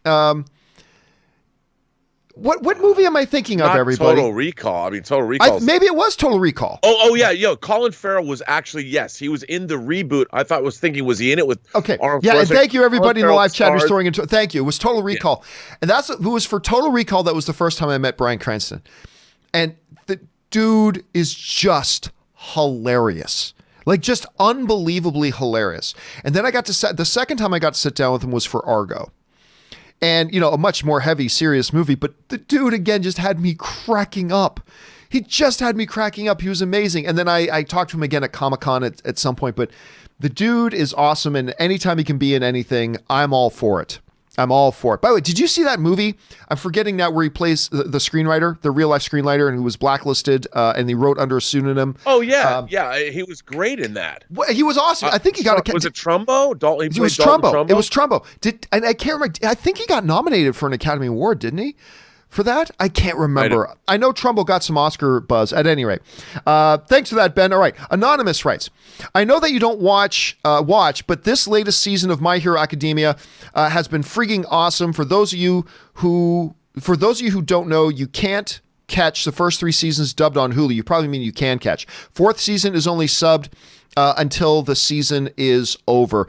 Rob, I'm always amazed how many people are recommending to me this show, including my wife. My wife keeps recommending it to me. I can't remember. Have you ever gotten around to watching My Hero Academia? I've seen the first season. I watched it when it was because people would tell me when we were doing Heroes how good it was, and I loved it. It's great, but I haven't caught up. It's just one of those things that I haven't caught up with. But I'm going to have to do that.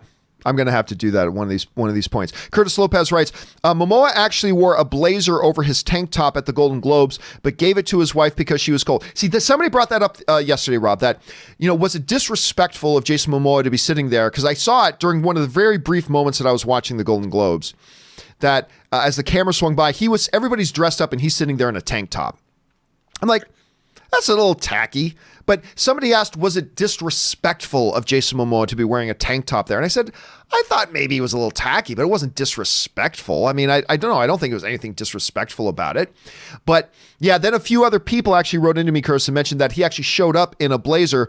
But then if you pay attention as the camera goes by, his wife actually has his blazer on. Why he was only wearing a blazer over a muscle shirt, I don't know. But still, I still don't, even if he just went there wearing a black tank top, I don't think there's anything disrespectful about it. So, but thank you for putting that in context, Curtis, because a couple other people brought that up as well. So I think that's a good thing to point out. Thanks for that. Hello, Babu Freak sent in a tip just to be supportive. Thank you so much, Babu Freak. I loved you in that movie. Salman Shaha writes, the Bale announcement had me so giddy. I literally, the last actor I'd expect to be in an MCU movie came out of nowhere. Do you think that Christian Bale is now the biggest casting announcement to join the MCU among the actors in their prime? I'd say so. That's a really good question, Rob. Because, I mean, look, you could make Robert Redford, but, Robert Redford isn't in the prime of his career. Anthony Hopkins, not in the prime of his career. Jeff Bridges, Academy Award winner Jeff Bridges back in the Iron Man 1 day, maybe. I don't know, man. I'm having a hard time thinking of a bigger casting announcement. And again, let's remember, this isn't 100% official, but is there any others because when Robert Downey Jr. was cast as Iron Man, everybody forgets now. Everybody forgets.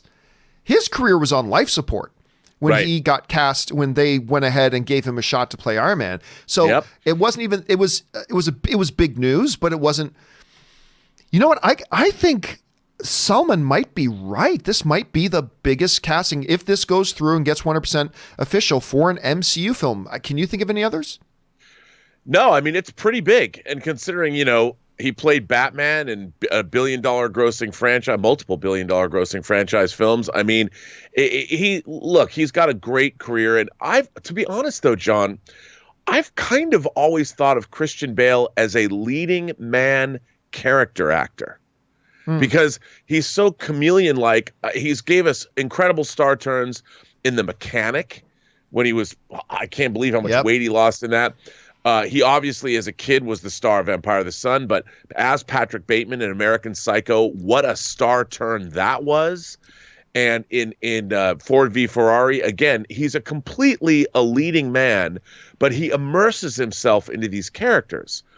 And I think he's one of the most fun actors to watch. I love him on screen. I mean, hell, the guy played John Connor in Terminator Salvation. Good for you. Good for you. I'm offended, Rob. I'm offended.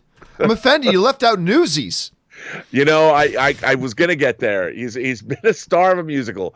And I think that, but, I think the MCU has become a place where actors who have done all of this serious work can actually go have some fun.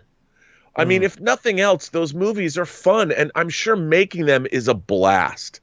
And working for Taika Waititi, and after watching Ragnarok, who wouldn't want to do that? And I think Christian Bale is game to have a good time. And whatever he's going to do on this movie, I can't wait. But yeah, he's probably the biggest marquee star who's in although I would say that even though it was a cameo, Matt Damon showing up at the beginning of Ragnarok was pretty dope. Well, and then speaking of Ragnarok, Hela. You put in arguably the number 2 or the number 3 greatest actress in the world alive today. Yeah. That's pretty marquee too. So again, in the Thor thing, I mean, people are lining up to work with Taika, man. They're lining up to work with Taika, whether, it's the big male actor, whether it's the big female actress. I mean, they're lining up. Anyway, we got to move on here. Sidious Swift writes, John, you're offered a role in the first film of the next Star Wars trilogy, and the role is man enjoying ketchup on eggs. Would you take the role? Okay, it's a good question. These are the deeper questions that we love having here. So we can really get into the meat of things. Listen, I'll masturbate on screen to be in a Star Wars movie. Then again, I wouldn't want to make everybody feel envious, so maybe I shouldn't do that. But yeah, there's not much I wouldn't do to be in a Star Wars movie. Not much I wouldn't do to be in a Star Wars movie. All right, let's move. Thank you for the questions, Sidious, and hopefully I just the mental images have now stained the rest of your day. Okay, Jesse writes. Where are we? Hey, John, you missed one of my super chats yesterday. Oh, I'm sorry about that, Jesse. It happens once in a while. I do apologize. I hate it when that happens, but damn. Okay. See, I'll do a quick recap. You should check out the VFX artist reacts to the Lord of the Rings CGI. I think you'll love it. You know what? I've seen a bunch of those popping up on YouTube. About VFX artists react to certain movies. And I've never taken the time. I think I might have watched one of them. I don't think I did. But I'm fascinated by that because I used to work in the visual effects industry. So I'm fascinated. Have you watched any of those, Rob? Yeah, I have. I some of them I've liked. Some of them I've it's like going back. Sometimes they go back into the past, and I'm like, look, it's an evolving technology, and but they're good. They're entertaining.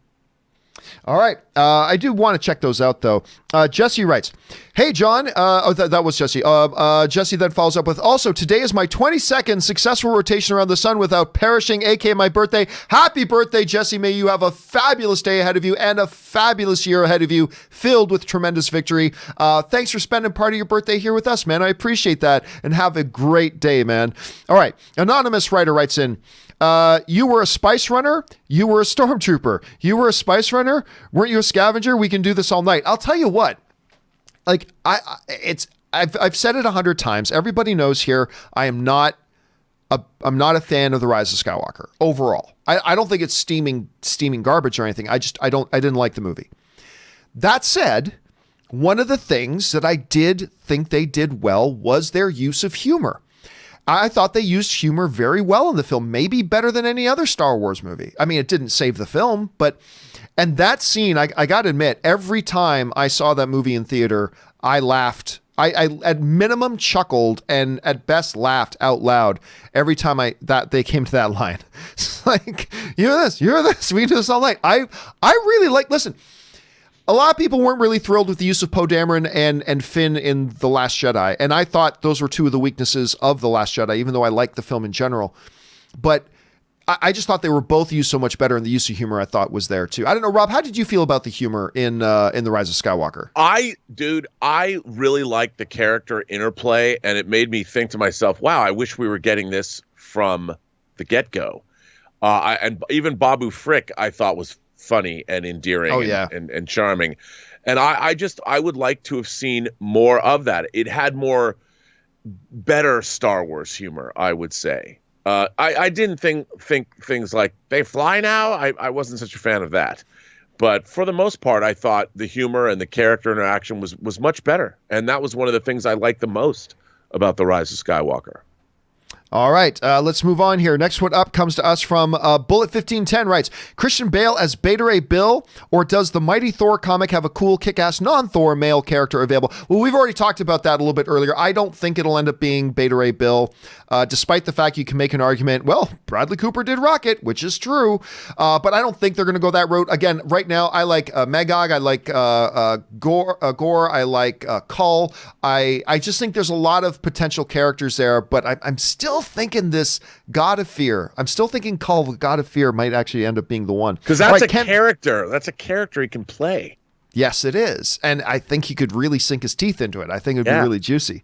All right, Canada Rocks writes, 2019 was a great year for movies, but in my opinion, it was an even better year for TV. Dark Crystal, The Kingdom, The Boys, Watchmen, Witcher, Umbrella Academy, Fleabag, Russian Doll, Stranger Things, Barry, Mando, Undone, Chernobyl. Unbelievable year. Do you agree? How can you not? How can you not? This was a tremendous year for television stuff. Absolutely tremendous. I mean, if all this year gave me, first of all, Chernobyl. I mean, I thought this could be interesting when they first spoke about it. I couldn't get my heart out of my stomach and my jaw off the floor the entire run of that. It's just one of the most brilliant things I've seen on TV in a long, long time. Dark Crystal, I obviously am a big Dark Crystal guy, but even I wasn't ready for how good that was going to be. Yeah. The Boys, I had hopes for it because of how clever the thing was. I thought the television series was even better than the comics. Umbrella Academy, I was a little skeptical. Oh my God, the Umbrella Academy is so good. Barry followed up great. Stranger Things I thought was good. Mandalorian delivered. Witcher delivered. I mean, it really was a great year for television, Rob. And I still think it was an even better year in film, but there's definitely a good debate to be had there. Any of the shows stand out to you? Well, I mean, you've been nailing them. I mean, even I watched, Elizabeth got me into watching Ozark, which I really liked. The Ozark, I liked Ozark. You know, I think we're living through a golden age of, obviously the fourth season of The Expanse dropped, and I loved that. And there's just, we're living through a golden age of TV, and I can't get enough. I love the new season. I didn't love it as much as the first season, but I liked Jack Ryan, the Jack Ryan series on Amazon, and The Marvelous Mrs. Maisel. And it's just, the TV we're getting is just phenomenal. Oh, and by the way, I want to throw this in there too. It's not one of the more popular, but Morning Show that's on Apple is actually really good. You should check. Anyway, a lot of great TV. Okay, we just got time for a couple more questions here with Robert here. Orange Hand writes, I appreciate the Seahawks for the class they show towards Wentz, Lambeau Field, Rodgers. I hope they lose, but I deeply respect their sportsmanship. I'm telling you what, Rob, your Seahawks, they got a tall order ahead of them. In playing, what are they playing next? The Green Bay Packers, I believe. Yes, they are. They're going to Lambeau Field next, brah. That's a tall order. That is tall order. It's going to be a really I mean, there are three teams in the NFC right now that I could all see going to the Super Bowl. I mean, obviously 49ers, Green Bay, and Seahawks. I could see all three of those teams going. And by the way, don't sleep on the Vikings. No. Don't sleep on the Vikings. Skull. So I don't know. How do you think your Jedi Knights of the Pacific Northwest are going to do against the Green Bay Packers? Well, you know what? The Seahawks, they have played some scrappy football this year. Injury ridden. You never know what Uncle Pete's going to come up with and Russell Wilson's going to do. I mean, it's not a problem, but I think if anything, the Seahawks, their unpredictability and their ability to turn water into wine, as it were. I'm not saying they're divine, but they can pull them out when they need to. Look, this is going to be a rough game, no doubt. It's a tough game, but it's the kind of game that I could see the Seahawks doing some craziness. I mean, one of the greatest football games ever was that first game with the 49ers. Yep. So we'll see what's going to happen. I think if nothing else, it's going to be a rough and tumble, crazy game of football that no matter who wins, I think the audience is going to win because they're going to give us a great game. I'll be cheering now that the Patriots are out. I'm going to be cheering for the Seahawks the rest of the way in. All right. Heroes. Where are we at? Oh no. Menji writes, Robert, you'll love My Hero Academia. The creator is a big Americans comics and pop culture fan. I know. So there are several nods to that. All Might is essentially Superman who can happen to transfer his power and chooses a quirkless boy to succeed him. I assume since you saw the first season, you know what he's talking about. Oh, yes. Yes, I do. Well, actually, let me ask you, Rob, is this something I'll like? Would I like My Hero Academia, do you think? I do think you would like it. I do think you. That's you and Ann. I know you're not the biggest anime guy, but I do think you would dig it. Well, you and Ann are okay. I got to sit down and watch it. All right. Heroes Fan Productions writes, since it's been 3 years since the first teaser, is it fair to call the New Mutants the old mutants now? I mean, we joked about it, but it's true, Rob. We said this yesterday. What's going to shock a lot of people, I believe, because these actors were all fairly young, including Maisie Williams.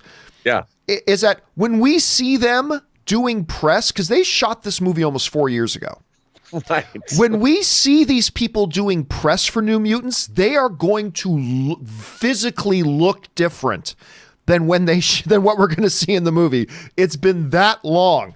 So you're not too far off there, Menji. You're not too far off there. All right, last question we got here for Rob while he's still here is Menji420 writes, Demon Slayer is another anime that came out last year and has become widely popular. A story about a boy who loses his family to demons while one of his sisters becomes one, and his journey to try and turn her back has breathtaking animations. I've not heard of this one, but that sounds actually like something that is right up my alley. Rob, have you heard of Demon Slayer? Had you seen any of it? No, I have not, and I've not seen it, but it's right up my alley. It sounds really, really good. Anyway, guys, listen, we still have another half hour, 40 minutes to go here in the show to take your live questions. But however, we have run out of time for Robert Meyer Burnett. He's got other things he needs to do with his day today. So listen, Robert, thank you again for being here. We'll, of course, see you back on here again tomorrow. But in the meantime, where can people find you and your adventures online? Well, you can find me on Twitter at BurnettRM, find me on Instagram at Robert Meyer Burnett, or find me on my own YouTube channel and my own YouTube show, Robservations, the show about something. All right, dude. Thanks a lot for being here, and we will catch you again later. Take care, man. All right, sir. I'll see you later. All right, guys. So that will do it for Robert for now, but we still have a whole bunch of your questions to get through. So let's get on over and keep this thing rolling. And we're going to keep rolling here with Jared Murray, who writes, 2019 top 10. Number 10, Dr. Sleep. I love that movie. I don't know why more of you guys didn't go to see it. It really was fantastic. Anyway, number 9, Far From Home. Number 8, John Wick 3. Love John Wick 3. Number 7, Ford v Ferrari. Number 6, Knives Out. Number 5, The Irishman. Number 4, Jojo Rabbit. Number 3, Once Upon a Time in Hollywood. Number 2, Endgame. And number 1, Joker. Nice mix. I like it when I see people sending their top 10 lists. You got mixed. You got these biographies, Ford v Ferrari. Got a little bit of horror there with Dr. Sleep. Got some comic book love in Endgame. Got some Tarantino. It's a nice mix, Jared. I like that list. All right. Let's keep going here. Jay Bling writes, I'm going to miss getting new videos of Josh McCouga getting scared to poopless at Collider. Hey, good things are happening for Josh, though, from everything I understand. Good things are happening for Josh. I used to really enjoy, by the way, I don't know why some people give Josh McCouga, and I haven't talked to Josh in a while, but Josh McCouga is actually one of the more infinitely likable guys you're ever going to meet. I have never understood why some people poo-pooed on Josh McCouga. Josh McCouga, let me tell you right now, is really honestly one of the most relentlessly likable guys you're ever going to meet. And I'll tell you what, I didn't do a lot of on-camera stuff with Josh, but I remember he would do mailbag with me sometimes. And I always really enjoyed doing mailbag with him. I really thoroughly enjoyed whenever I got a chance to do on-camera stuff with him, because I just find him to be a really genuine, sincere, likable, funny guy. And I always liked doing stuff with him, and he's doing good things. He's doing and will continue to do very good things. Anyway, Samuel Shin writes, I hope we'll see Savage Hulk again in the MCU. Whedon, I feel, got him right in his movies. Also, out of curiosity, how many Hot Toys do you own? I don't own many. I own 4. And I haven't bought any in a few years. Because if I do buy one more, then I'll buy 3 more. You know what I mean? And they're not like Funko Pops where you can, go and drop $10 and get a new one. They're like $250 to $350 a shot. So I own 4. Yes, Joss Whedon infinitely did Hulk better than the Russo brothers did. Infinitely did Hulk much, much, much better than the Russo. Joss Whedon got Hulk. As much as I love Infinity War and Endgame, that was one of the things that never sat right with me was their use of Hulk. But that, every film has its flaws. Every film, that was just one of the ones for me for Infinity War and Endgame. All right, let's see. Arad 2006 writes, fascinating that Feige and Waititi could get Bale in the MCU, but Warner Brothers couldn't get him in a Justice League film. Nah, that's a totally different situation, Arad. That's a totally different situation. The Batman that they created was never meant to be in a universe where other superheroes existed. That's why Christopher Nolan was like, nope. So why Warner Brothers was going to move ahead and do a Justice League movie without that Batman. It wasn't just that they recasted Batman. It had to be a totally new universe because Christopher Nolan understood Batman was made all the more special being in a universe where it's just him. And it's not that, wow, Marvel was able to convince him to be in a superhero movie, but Warner Brothers couldn't. No, it was a totally different situation. It was a totally different situation. And I 1000% agree with Christian Bale and Christopher Nolan that Batman, the Dark Knight Batman, was not a character to be in a universe with flying magical beings and space aliens that shot light lasers out of their eyes. And I love all those movies. I do. You know that I do. But that Batman was a Batman in a gritty, grounded, real world. And that's part of what made the appeal of that Batman so great. And so this wasn't just an apples to apples comparisons of, well, Warner Brothers couldn't get him in Justice League, but Marvel can get him in a Thor. No, it was a totally different situation. And not to mention right now, like, he's got the prestige. Taika Waititi is a prestige. He's not just a funny guy now. He's a prestige director with Jojo Rabbit. So there's a lot of things. So I wouldn't write it off just down to that, Arad. I really don't. I wouldn't. That's a way drastic oversimplification, I feel. But because it's a massively different situation. Anyway, the world's greatest detective, speaking of Batman, writes, Bale is one of my top 5 favorite actors of all time. His performances in Dark Knight Rises and Hostiles are full of so much rage and heart. Listen, he's able to bring... You know, we talk about in like televisions and video now, high dynamic range. High dynamic range. The extreme lengths that you can get your brightest whites with your deepest blacks, right? Like some video can only have your brightest whites and deepest blacks at this range, but then you get to high dynamic range, you get a lot more of the spectrum, right? Christian Bale is a high dynamic range actor. He can go so far this way and he can go so far this way. And that's one of the things that makes him really special. World's Greatest Detective also writes, Hostiles and The Dark Knight Rises are in my top 5. John, what's your favorite Bale performance? You and Robert Meyer Burnett are among my top 5 favorite YouTubers ever. Thank you so much for that, man. I appreciate that. Gosh. Oh boy. I mean, I loved him in the one he did about the market collapse with why am I freezing on Michael Scott's name? I'm freezing on everybody's name today. Anyway, I loved him in that. I loved him in American. I'm now freezing on the name of the movie that he did with Bradley Cooper and Jennifer Lawrence and whatever. He was Amy Adams was in that with him. I'm remembering every actor that's in American something or other. I'm freezing on that right now. Absolutely loved him in that. He was fantastic in Vice. Man,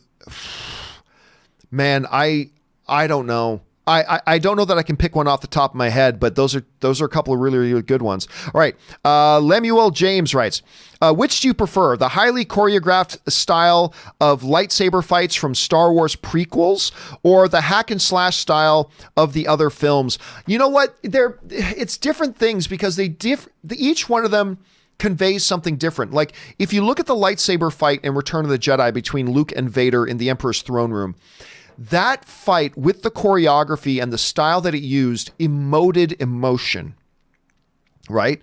It emoted emotion that I think the fighting styles of, like, say, The Phantom Menace could not possibly emote.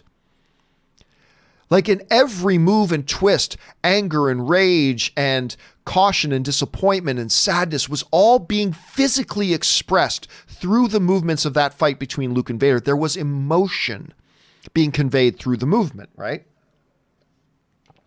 That being said, if I got to sit down and just watch a new Star Wars lightsaber fight right now and I had a choice of the hack and slash more emotional one or the beautifully choreographed ones of the prequels, I'm actually taking the beautifully choreographed ones of the prequels. Listen, everybody knows I don't like the prequels. Everybody knows that. But I really do like the lightsaber fights very much, including Yoda's, especially Yoda's. But I really do like, and that lightsaber duel between Qui-Gon, Obi-Wan, and Maul in where the Duel of the Fates is playing and all that kind of stuff. Oh God, I love that lightsaber fight. I don't like the movie, but I love that fight. And so even though there's more emotion in one, I'll take the prequel style. All right, let's see where we at here. Lee Chow writes, I saw 46 movies in theaters with my buddy in 2019. The best movie, Jojo Rabbit. Not to sound agreeable, but I love Taika movies. Most fun, Endgame. Honorable mentions to Knives Out, Ford v Ferrari, Hobbs and Shaw, again fun. Worst but most quotable buddy. Replicas. Yeah, it wasn't like everybody. We talk about how we're in the Keanu-sance, like it's all Keanu Reeves, but we don't mention Replicas. We don't talk about that one, which is totally fair. But yeah, man, listen, I have gone on so much Lee Crow about Jojo Rabbit. I've just run out of ways to describe why I think it is simply the best movie of the year. It's fabulous, but also I love Knives Out. I love Ford v Ferrari. I got a kick out of Hobbs and Shaw. As dumb as it is, I got a big kick out of that movie. And obviously I love Endgame. So I like your list, man. Thanks for sharing it, Lee. All right. Faye Haberfeld writes, what did you think of Uncut Gems? I thought it was a riveting, anxiety-inducing film filled with pure adrenaline, and it has one of my favorite endings of the year. Sandler was amazing. Currently my number 3 favorite film of the year. I finally got around to watching Uncut Gems. And I'll say 2 things. One, I don't think he will, but if Adam Sandler got a nomination for Best Actor, I would be agreeable with that. I'm not necessarily saying he would be one of my 5 nominees, but if he did get one of those spots, I wouldn't have a problem with it. I'd be agreeable. He was fantastic. I still think he was better in Reign Over Me, but he is wonderful.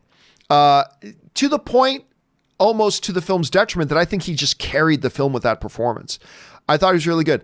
I'll be honest with you.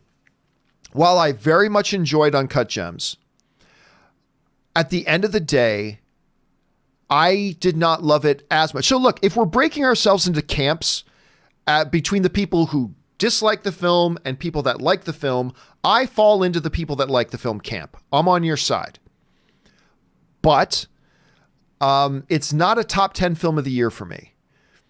There was just, it's hard to define, but whether it's pacing, the when I say crassness, I don't just mean I don't mean language. It's hard for me to express what I mean by that, but it's in the DNA of it that it was meant to make it feel real, but it was so much that it started to feel artificial to me. I don't know.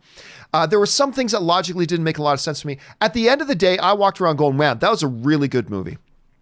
One of the better movies, I'd say one of the top 5, well, probably a top 2 Adam Sandler performance ever. Again, I still put Reign Over Me over it, but so I liked it. Positive thumbs up from me. I didn't quite like it as much as a lot of other people did. Maybe it was one of those situations where I just heard too much hype for it before seeing it, and maybe it could never meet the expectations that I had. But anyway, that's where I kind of fell on it.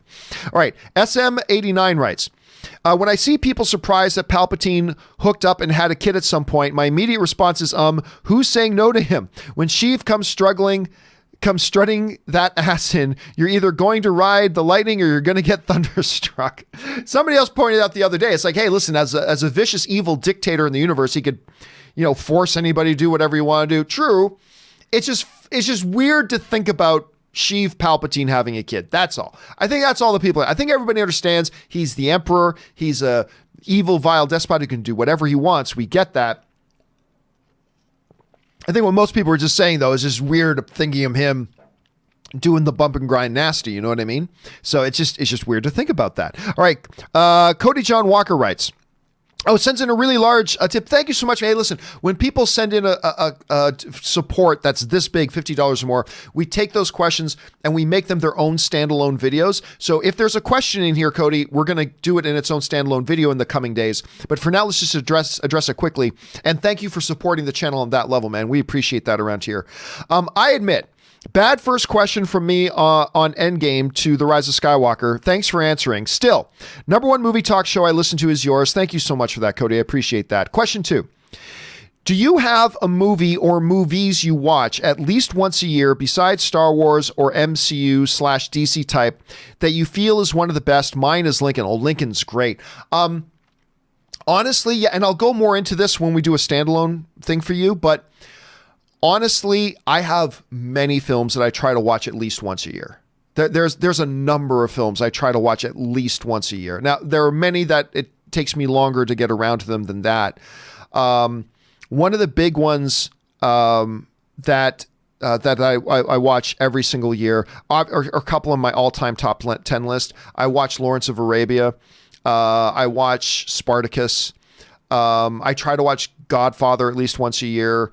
There's a few others too. But anyway, I'll talk about those when we do your own thing. But yeah, there are a bunch. And I don't always do it. There are some that I want to watch at least once a year, and they end up being once every 2 or 3 years. But yeah, there are a number of films I do. But Lincoln's a good one, man. Lincoln's a really good one. All right. Thanks again for sending that in, Cody. All right. Akash Tully writes, you know me, brother. I can turn anything on. Oh, that's Lucifer. You know me, brother. I can turn anything on. I believe that's Lucifer. I think that's Lucifer. I love anything Lucifer. Metal Vegan writes, part 1 of 2. And it's a large super chat. Thank you, Metal Vegan, for supporting the channel on that level, man. Part 1 of 2. Hi, been a while. Hope everything is doing well. Everything is doing well, my friend. I'm about 10 movies behind this year, but here are my top 10. 10, Us. I wasn't the biggest fan. Like, I liked Us, but to me, it was a significant step down from Get Out. But anyway, number 9, Glass. I also wasn't thrilled with Glass. Number 8, Pet Sematary. Honestly, one of my worst films of the year. That sounds like I'm trying to give you a hard time, but I'm not. Honestly, it was one of my worst films of the year. Number 7, Endgame, which I love. Number 6, Brightburn. I was very disappointed with Brightburn. Number 5, Godzilla King of the Monsters. I was also disappointed with Godzilla King of the Monsters. Number 4, Midsommar. I was also mediocre on Midsommar. Number 4, Rambo Last Blood. I didn't think it was a great movie, but I thought it had its moments. Part 2. Number 3, Marriage Story was breathtakingly good. Number 2, Judy was so good. And number 1, Joker, which is also so good. So, but this is a great list, Metal. I tell you why it's a great list. Because I love it when lists like this, when I can look at a bunch of them and go, I don't even like that movie and that movie and that movie. That's a great thing because it kind of highlights, again, the subjectivity of film. That film as an art is so great that even though you can get one fan like me who looks at a certain list of films and go, oh, I don't like that, and I don't like that, and I don't like that. Art is so fantastic that we can get another fan look at those same movies and go, these movies are in my top 10 favorites of the year. That is the beautiful thing about movies and art. That is the most awesome. See, a lot of people think when I talk about art and movies being subjective, it's almost like some people treat that like it's a burden. It's not a burden. It's the best thing about the movies.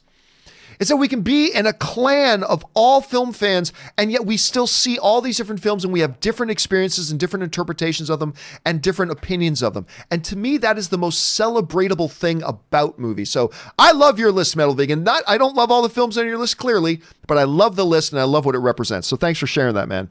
All right. Holland Love writes, I don't remember the exact source, but rumor has it that in preparation for his role in Thor 4, Christian Bale shed off about 45 years to play Thor's new baby. And I thought he went extreme in The Mechanic. I mean, listen, if anybody's going to do a massive body change, it's going to be Christian Bale. But remember, Christian Bale after Vice, because he put on a lot of weight for Vice. After Vice, Christian Bale said, that's it. I'm not doing extreme body changes anymore because it takes a toll. Number one, it's very, very difficult to achieve, but it also takes it's not healthy to do it. It's not healthy to do it. I remember listening to one talk show once where they're talking about actors doing body changes and Christian Bale came up and they had a doctor on and the doctor was saying, no, this ain't good. This ain't good. I mean, yes, he's doing it under the supervision of doctors or whatnot, and that's great, but this stuff that Christian Bale's doing, this is not good for him to do, so he said he's not going to do that anymore. All right. Porg Hub, I like that. Porg Hub writes, 1 of 3. I went to the 8 a.m. showing of episode 9 the day after release, and the movie itself didn't start until 8:40. Jeez. Unacceptable. There were 3 IMAX advertisements in a row. I know about IMAX. I bought a ticket and I'm sitting here and the effing audience of your theater, dude. No kidding. 2 of 3. I know us former Collider watchers only like fart-based entertainment, but I thought Rise of Skywalker was a steaming pile of dog shit. That being said, I thought Driver, Ridley, and Isaac all put in great performances for what they were given. Do you have any examples of movies you didn't like at all with acting performances that impressed you? Also, have you ever been so disappointed in the final installment of a series that it affected following watches of the previous installments? And to answer that last question first, no. Because the previous movie is still the previous movie, and it still is what it is, and it doesn't really affect me badly at all. Look, for instance, here's a great example. You know what? Rob's not here right now, so I can take the old headphones off at this point. So I can there we go. Man, these cheap headphones are not comfortable to wear.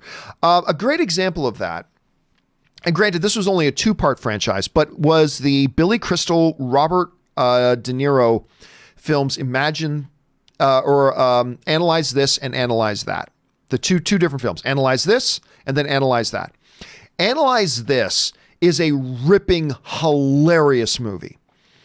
And it's kind of like Sopranos in a sense that Robert De Niro plays this mob boss and he's having panic and anxiety attacks and he has to get a therapist in Billy Crystal. And it's called Analyze This, and it is absolutely phenomenally hilarious. Made money. People loved it. So they did a sequel. And the sequel was terrible. The sequel was terrible. But it doesn't in any way, shape, or form hinder my ability to go back and watch the previous installment and still love it for what it is. Another good example of that, still staying in comedy, I guess, is Hangover. Like the first Hangover is so bloody good. It's just so funny.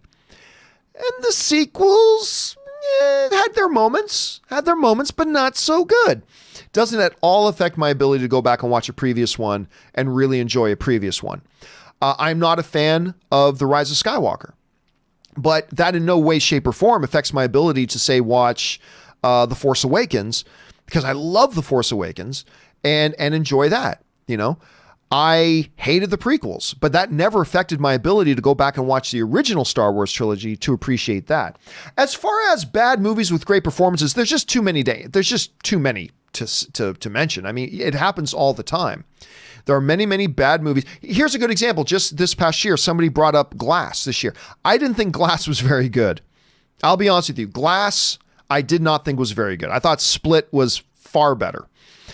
But despite the fact that I didn't like Glass, James McAvoy in Glass is not just good. He is stupid good. Like absolutely stupid good in that movie.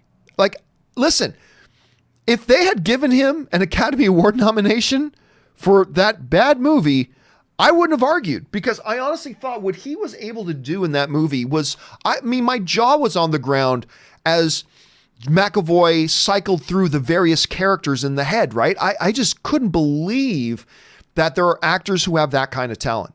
So that's a good example, a modern example of a movie that I didn't like the movie, but I thought there was tremendous performances in it. I think that's a great example of one. All right. Thanks for sending that in, Porg Hub. All right. And I love the name. Adrian Rosales writes, good news, Pisces. That was my breakdancing nickname. According to CNN, the International Olympic Committee voted on Tuesday in favor of proposal that could bring breaking, another word for breakdancing, to the 2024 Summer Paris Games in Paris scene. Are you serious? Wait a minute. Is that true? I mean, I don't know. Is ballroom dancing an Olympic sport? It might be. I'm not really sure. I mean, you have to be very athletic to be able to do it. But is that, or are you just pulling my leg here? I don't know. If that's true, that's weird. That seems like an odd one to expand to. I'm going to have to now go look that up, Adrian. Thanks for throwing that out there. All right. Juicy Smoulier, Justice for Juicy, writes, out of these options, what's the more likely plan for the Venomverse? Number 1, live action Miles Morales film. Number 2, MCU multiverse crossover. 3, Spidey versus Venom film. 4, more spin-offs leading to Maximum Carnage adaptation. Love the show. I think the most likely out of that is option number 3, Spidey versus Venom. Not right away. I think these final 2 films with the MCU deal have to expire. But once the final 2 MCU films, I could totally see that. I think they're not going to bring a live action Miles Morales. Could be wrong about that, but they've got a Miles Morales right now in Spider-Man's Into the Spider-Verse, which is unfreaking believably good. So I don't see why you would mess with that. So I don't think that. I don't see an MCU. I don't think Marvel is interested in doing a crossover with Sony's verse. Maximum Carnage is possible. They all have some degree of possibility, but I think the most likely one there is Spidey versus Venom at some point in the future. All right, Blake writes, was 2019 the greatest year ever for nerd/genre fans? Endgame, Game of Thrones finale, Episode 9, the first live-action Star Wars shows, Spider-Man, Captain Marvel, Shazam, etc., etc. It's got to be pretty up there. I don't know. I don't know that I would say that. I mean, there was some great genre stuff on television for sure. Whether you're talking about, obviously, Game of Thrones, but you're also talking about The Witcher, you're talking about Mandalorian, you're talking about Watchmen, you're talking about Umbrella Academy, you're talking about The Boys. There's a lot of stuff. A lot of people are enjoying, I'm not, but a lot of people are enjoying the Crisis on Infinite Earths crossover. It's my least favorite of all the Arrowverse crossovers that they've done, but who knows? They've got 2 more episodes. Maybe they can redeem it. But still, I don't know. But for instance, Episode 9, not everybody loves Episode 9. A lot of people do, but not everybody does. Endgame was great, but I mean, this wasn't the best. Let's put it this way. This wasn't even the best year for comic book movies. So I'm going to go out on a limb, Blake, and say no. It wasn't the best year ever for nerd genre fans. It was a good one. It was a real good one. I don't know that I call it the best, though. It's a good question, though. It's a good question. Ian Schindler writes, hey, John, I'd like to thank you and your Australian viewers for submitting super chats, spreading awareness about the situation in Australia. By the way, guys, if you don't know much about it, and there's many places online you can go, donate, help the people in Australia. It's a real stuff going on over there with the fires. Thanks to this, me and my friends have already donated some money for the cause. What a great platform we have here. And guys, this is one of those opportunities where the film fan community can do stuff that's really good. And I really want to honestly encourage any of you. You know what? Save the next super chat, the next tip you're going to send in, save it, send it to the Australian fires. Go do that. I think it's great, or do both. You can do both, but if you only can choose one, I'd say go donate to the Australian fire stuff, because when I first heard the news about the fires in Australia, I'm like, big deal. I mean, we have fires around Los Angeles all the time, blah, blah, blah. But then I started to see like the maps and everything's like, oh my God, it's like the country is on fire. It's the whole country's not on fire, but I mean, it's like seriously big stuff. So go and check that out. So thanks for bringing awareness to that again, Ian. I appreciate that. Patrick Conway writes, okay, friend told me Scarlet Witch and Vision have kids and think they will be in a WandaVision. Like, wow, Vision is a hell of an impressive reboot. I don't think, look, when you have a show like WandaVision, right? There's not much creatively that can't be on the table. There's not much there that can't be on the table. I don't think them having kids is going to be one of them. But here's something to consider that goes against my thought. While I don't think we're going to see them having kids, keep this in consideration. The motif that they're advertising for WandaVision right now has a 50s, 60s, sitcom, Leave It to Beaver kind of feel with the way they're, and those families always had kids. Those families always had kids in that motif. So if they follow that it's possible. I don't think they will, but keep that in mind. Don't buy into that 100%, because with that motif, anything is possible there. All right. J Meister 25 writes, beyond excited for Thor 4, Ragnarok is one of the best comic book movies ever made, and where they took Thor in Endgame was so relatable and human. I will disagree. First of all, I did love Ragnarok. I'm not disagreeing about that. I love Ragnarok. But what they did with Thor in Endgame was entertaining and very fun. It was entertaining and very fun. I don't know that it was the most human. It was more of a satire, if you will. And it was it was a good idea. I'm not crapping it. I think it was a great thing to do because it juxtaposed against a lot of other very heavy stuff going on in the movie. And I thought it was a really cool thing to do. And I enjoyed it. I know a lot of people didn't like Fat Thor. I did. I thought it was really fun. But I wouldn't say that it was relatable and human. To me, Thor was at his best being relatable and human in Infinity War, in what I still believe and feel is the best scene ever in any MCU movie. And that is the scene where it's him and Rocket, and he's talking about all that he's lost. And it ends with Rocket saying, and what if you're wrong? And he says, then what else do I have to lose? That scene to me, was the most relatable, was the most human, was the most grounded scene maybe in any MCU film. So I disagree a little bit, Jay Meister. I thought the direction they took in Endgame was a little bit away from relatable and human, but very, very good and perfect for the movie. But yeah, other than that, yeah, man, it's really good. Since I've always loved the first Thor movie, it does my heart really a lot of joy to see people getting more into Thor again. Anyway, Who's Your Daddy writes, hello, John. I'm from the UK and a fairly new to your show since the beginning of The Mandalorian when I came across your channel randomly. Well, welcome here. Thanks for being here, man.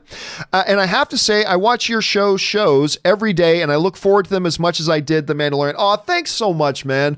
I appreciate that. And, you know, I've always been floored all the way back to the movie blog days, how many of our audience is actually from the UK. And I've always wanted to go to the UK. I've never been to London. I've never been there. And I've always thought I should at some point do like an evening with John Campea thing like we did for the 100 million view party in London. I should probably set that up sometime just because it would give me an excuse to go and finally see the country and see this incredible world-class city that I've never been to. So I should probably actually do that at some point. So thank you for being here, User Daddy, and thank you for the kind words, man. I appreciate that. Thank you so much. All right. In Poor Taste Humor writes, which was a bigger betrayal of the character, Palpatine in Rise of Skywalker or Magneto in X-Men: The Last Stand? Neither. I would not define either of those as a betrayal of the character. I don't think that either were particularly good. But see, to me, betrayal of the character is like when you get a character and you have them go completely against the DNA of who and what that character is.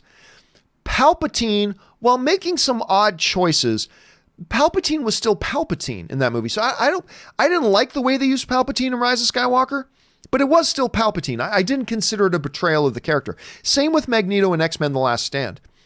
I don't really consider that a betrayal of the character. Didn't particularly like the execution of Magneto in that movie, but I didn't think in any way, shape, or form it was a betrayal of the character.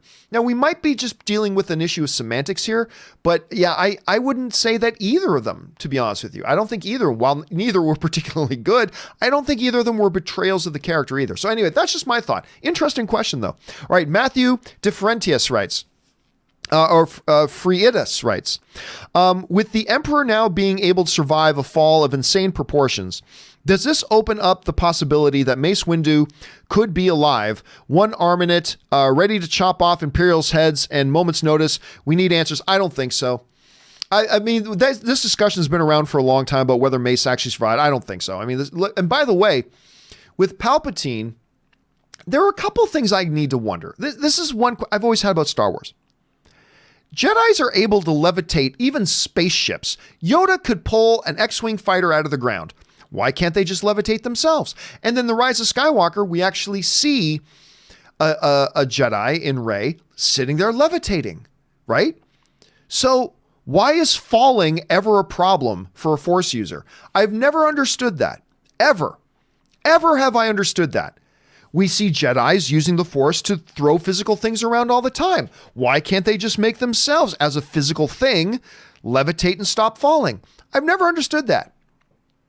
Why is any Jedi ever worried about falling down? They can just levitate.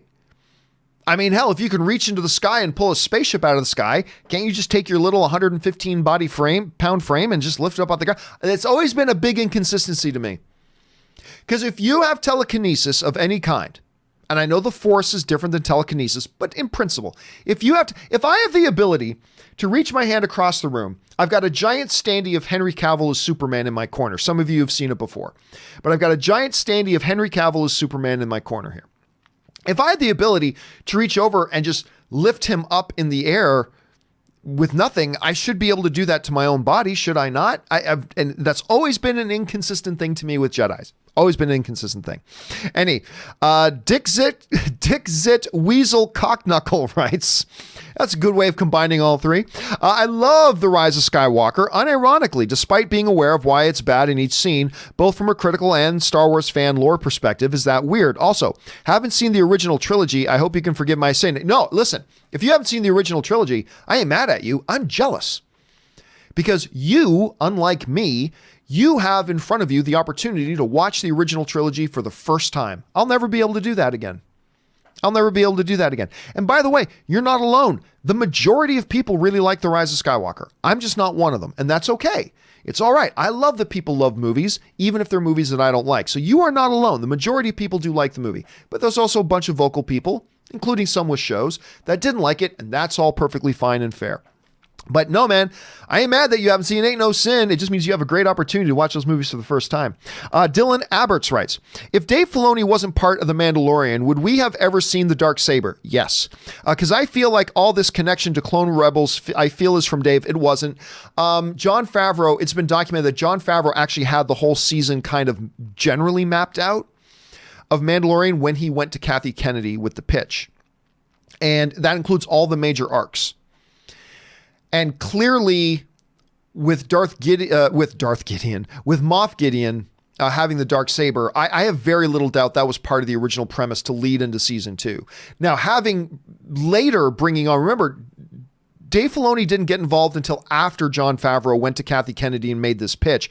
And Kathy Kennedy said, this sounds great. I think you should work with Dave Filoni on this. And then she brought in Dave Filoni to work with him on it. But because of all that, no, I don't think, sorry, let me rephrase. I do think it would have been there even if Dave Filoni wasn't in there. But I think Dave Filoni being attached to it helped flesh that stuff out a little bit more. I think having Filoni there helped. But I do think it was going to be there regardless. So there's that. All right. An anonymous viewer writes, one of my all-time favorite movies is Birdman. It's so good. Obviously, the cinematography is unreal, but it was the acting of the entire cast that drew me in. Everyone brought their A game. Also, think the story is very relevant to today, especially after that EW Witcher review. Actually, that's not a bad thing. And you're right. Listen, we all talk about Michael Keaton. Understandably so, because he was ridiculously good in it.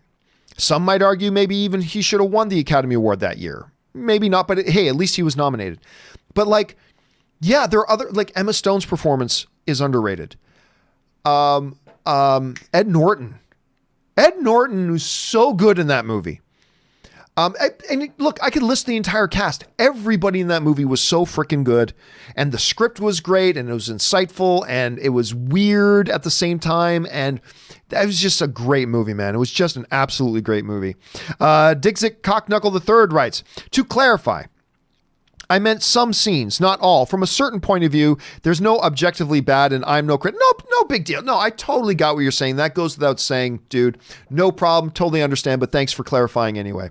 All right, McDavid Deserves Better writes, oh my God, not to rub it in, but did you see Connor's disgusting dangle last night? It was like a visual dose of Cialis. That not safe for work filth might be the goal of the season. You know what? I've heard about it, but I haven't seen it. Haven't seen it.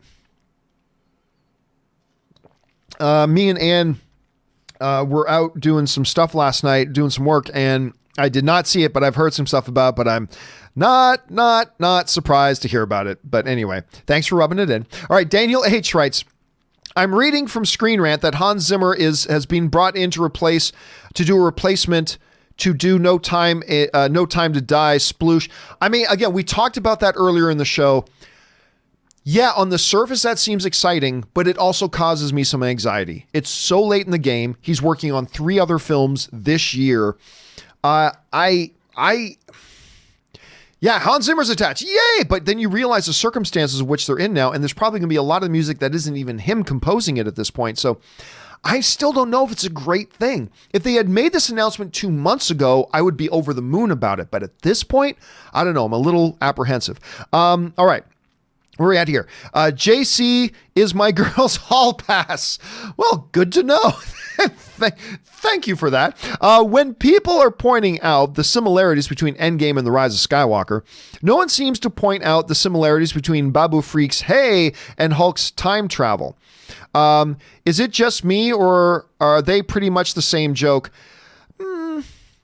No, they're different jokes. I mean, because first of all, and again, just like all the other so-called similarities between Endgame and Rise of Skywalker, you can point to 50 other movies that have moments like that. Like 50 other moments. But what made the joke in Endgame, like Babu Freak was just reacting to success, right? What made the joke in Endgame was the fact that the experiment didn't work. And yet he still goes, time travel, what? I consider this an absolute win, right? So to me, that was the joke, and that was something that was very different from the Babu Freak one. So, and again, just like a character going, hey, like that's something that's been in 50 to 100 other movies too, just like a lot of the other so-called similarities between the films. So I think the Hulk joke was something, the joke of the Hulk moment is something that's completely different from the Babu Freak one and what made the Hulk joke so special. I think, because I love that movie. He goes, time travel. It was so good. JC is my girls. Hall Pass also writes, I feel there's a big missed opportunity in Chapter 8 of The Mandalorian. Mandalorian isn't a race. It's a cut to Carl Weathers. Creed? Get it? I'm being sarcastic, of course. I hope everyone's having to get... Oh my God, though. Listen, that is not... The reason why that's not completely unbelievable that could have happened is, if I'm not mistaken, Taika Waititi directed the episode, if I'm not mistaken. Taika Waititi directing that episode totally makes that a possible thing that they maybe could have done. So I wouldn't dismiss it so quickly. Calvin Patel writes, I know award shows are a sham. No, they're not. No, they're not a sham. The BAFTAs nominated Margot Robbie twice in the same category. Why not nominate Cho Ye-jung for Parasite? Ridiculous. Because they nominate. Listen, it's not ridiculous. All right? It's not ridiculous. There is a body of voters, and they voted on what they thought was the best performers and the best performances. You don't just go, oh, look, the Academy has a rule. The Academy Awards has a rule that somebody can't be nominated in the same category twice. Fine, they have that rule. I believe the BAFTAs do not have any such rule. So if it's just, they're just supposed to nominate what they felt were the 5 best performances, then you nominate the 5 best performances, regardless of, you don't go, well, it's not really fair because this person was already nominated, so let's just give it to somebody even though we don't think it's one of the 5 best. And just because you feel it's ridiculous because you thought that she deserved a nomination for Parasite, doesn't mean that other people feeling differently is ridiculous. It just means they saw it a different way. And you and I can agree or disagree on that, and that's fine. But if that's the way their rules are set up and they want to nominate what they thought were the 5 best performances, then let them do it. By the way, I haven't even looked at the BAFTA nominee list, just to be honest. I haven't even seen the BAFTA nominee list. But they're not supposed to be handing out participation awards. Like, you're either one of the 5 best that they consider to be one of the 5 best, or you're not. And you shouldn't just hand out a nomination just because we feel like we should. Like, I don't think I think these types of award ceremonies should always just be about what is the best. What's the best? And if that's not what the ones that they consider one of the 5 best, and that's how they felt. And it's just always funny to me how we as film fans, and I'll include myself in this, by the way, that we as film fans get all butthurt when other people don't have the same opinion that we do. We see it happen all the time. I include myself in this. You're included in this. We're all included in this. And so, we always go on about how somebody or some body of people don't know what they're talking about. Usually what that means is they didn't see it the way I saw it. They didn't think the best ones were the same ones I thought were the best ones. So it's not ridiculous. Look, if that's their rules and that's the way it works, and that's the way it works. And again, I am speaking from a position that I haven't even looked at the nominee list. So take that with a grain of salt, right? But I don't think there's anything ridiculous about it. Anyway, and again, I wouldn't have thought it was ridiculous if she did get a nomination. So there's that too. Thanos Kovaris writes, Tom Hanks became an honorary Greek citizen. Yay us. I did not know that. Really? That's kind of cool. Tom Hanks is just like one of the best human beings in the world. All right. Sid Vicious writes, isn't it an unusual career move for Bale to join Thor? He is an auteur-driven in this movie, in his movie choices, and nothing is more corporate than doing MCU 4th sequel. Well, according to who? According to who and according to what? Last year, a Marvel film got nominated for Best Picture at the Academy Awards. Taika Waititi is one of the hottest names in directing right now. Taika Waititi might get a Best Director nomination. I don't think he will, but I think he totally deserves one. And Jojo Rabbit is probably going to get nominated for Best Picture.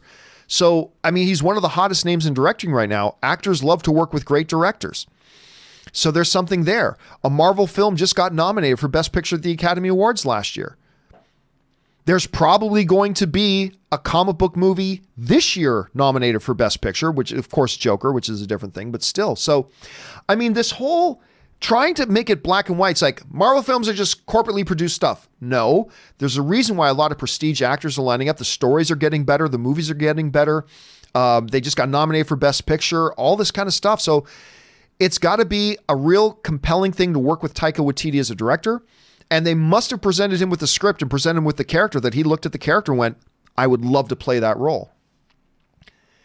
Michael Douglas once told me, when I asked him a question about, what goes into him choosing roles and stuff like that, Michael Douglas once told me that, look, all actors want are interesting characters. He didn't even say good characters.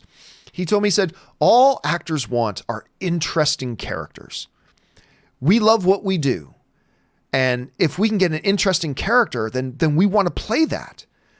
And whether that's a small indie film like Hostiles, whether that's a big major blockbuster kind of film like a Terminator or a Thor 4, I mean, that's probably what Christian Bale's looking at. If he looks at and sees a character that he thinks is really interesting, being directed by one of the hottest directors in the world right now, in a film franchise that last year got a Best Picture nomination, in a genre that this year is going to get another Best Picture nomination and probably a Best Actor nomination and maybe even a Best Actor win for Joaquin Phoenix, I think there's a lot of reasons that would line up that would look to even an auteur actor like Christian Bale to go like, yeah, this could be really fun for me. This could be very interesting for me. I think there's a lot of compelling arguments to be made for it, honestly, Sid. All right. Dak Patton writes, love the show, John. Thank you so much, Dak. I've been watching for years. Thank you so much. I love having a place to come and nerd out. Two of my favorite 2019 films people didn't see. Harmony Korine's The Beach Bum. You know what? I never saw it either. I thought I had seen it once. Somebody was asking me about Beach Bum once. Yeah, oh yeah, I like blah, blah, blah, but I was totally talking about another movie. The Beach Bum, and that's of course with Matthew McConaughey. Beach Bum featuring Matthew McConaughey and Gaspar Noé's Climax featuring Sofia Boutella. I did not see that one. I didn't see that one either. Hope more people see it. You know what? I'm not even familiar with Climax. Let me bring up, hold on a second. Climax, IMDb. I'm so big on Sofia Boutella right now. I just love her. So what is it? I've seen the trailer for this. French dancers gather in remote empty school buildings to rehearse on a wintry night. The all-night celebration morphs into a hallucinatory nightmare when they learn their sangria is laced with LSD. Well, there you go. And by the way, Sofia Boutella, before she was in acting, she's like a world-class dancer. If you want to find something fun to go down a rabbit hole on YouTube for a little bit, jump onto YouTube and search Sofia Boutella dance. There's a bunch of YouTube videos up just of her dancing. She is crazy good. Like absolutely stupid, crazy good. So you should go look that up. Okay, let's see here. Anything, Everything Podcast writes, just got my Joker Blu-ray in the mail. Can't wait to watch it again. My favorite of 2019 and my favorite Phoenix movie replacing Walk the Line. I mean, listen, he was so good. And look, and it furthers this thing about, this is why people look at me strange when I go, I really appreciated Jared Leto's Joker. And people go, what? Yeah, I did. I really appreciated Jared Leto's Joker. And I think Joaquin Phoenix Joker is a commentary on that, because here's the deal. Every time somebody tries to do the Joker, every iteration has been somebody trying to do something that is clearly Joker, clearly the DNA of Joker, yet clearly its own their own manifestation of it. That's why Cesar Romero's Joker was very different than Jack's. Jack's and Caesar's were both clearly Joker, but they were both very different.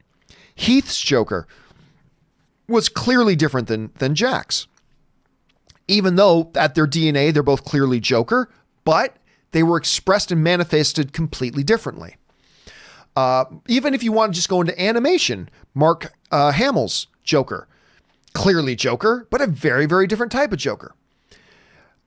Joaquin Phoenix's Joker, a very different type of Joker than we've ever seen, but still kind of clearly its DNA. You start to see the forming of the DNA of the traditional Joker DNA in a completely different manifestation. And that's why I really appreciated Jared Leto's Joker, because again, it becomes a very difficult thing to try to once again do a character that maintains the DNA of what the Joker is, while expressing it very differently than before. And while a lot of people poo-poo on the Joker they had in Suicide Squad, I honestly thought the Joker in the Suicide Squad was one of the stronger points of the film.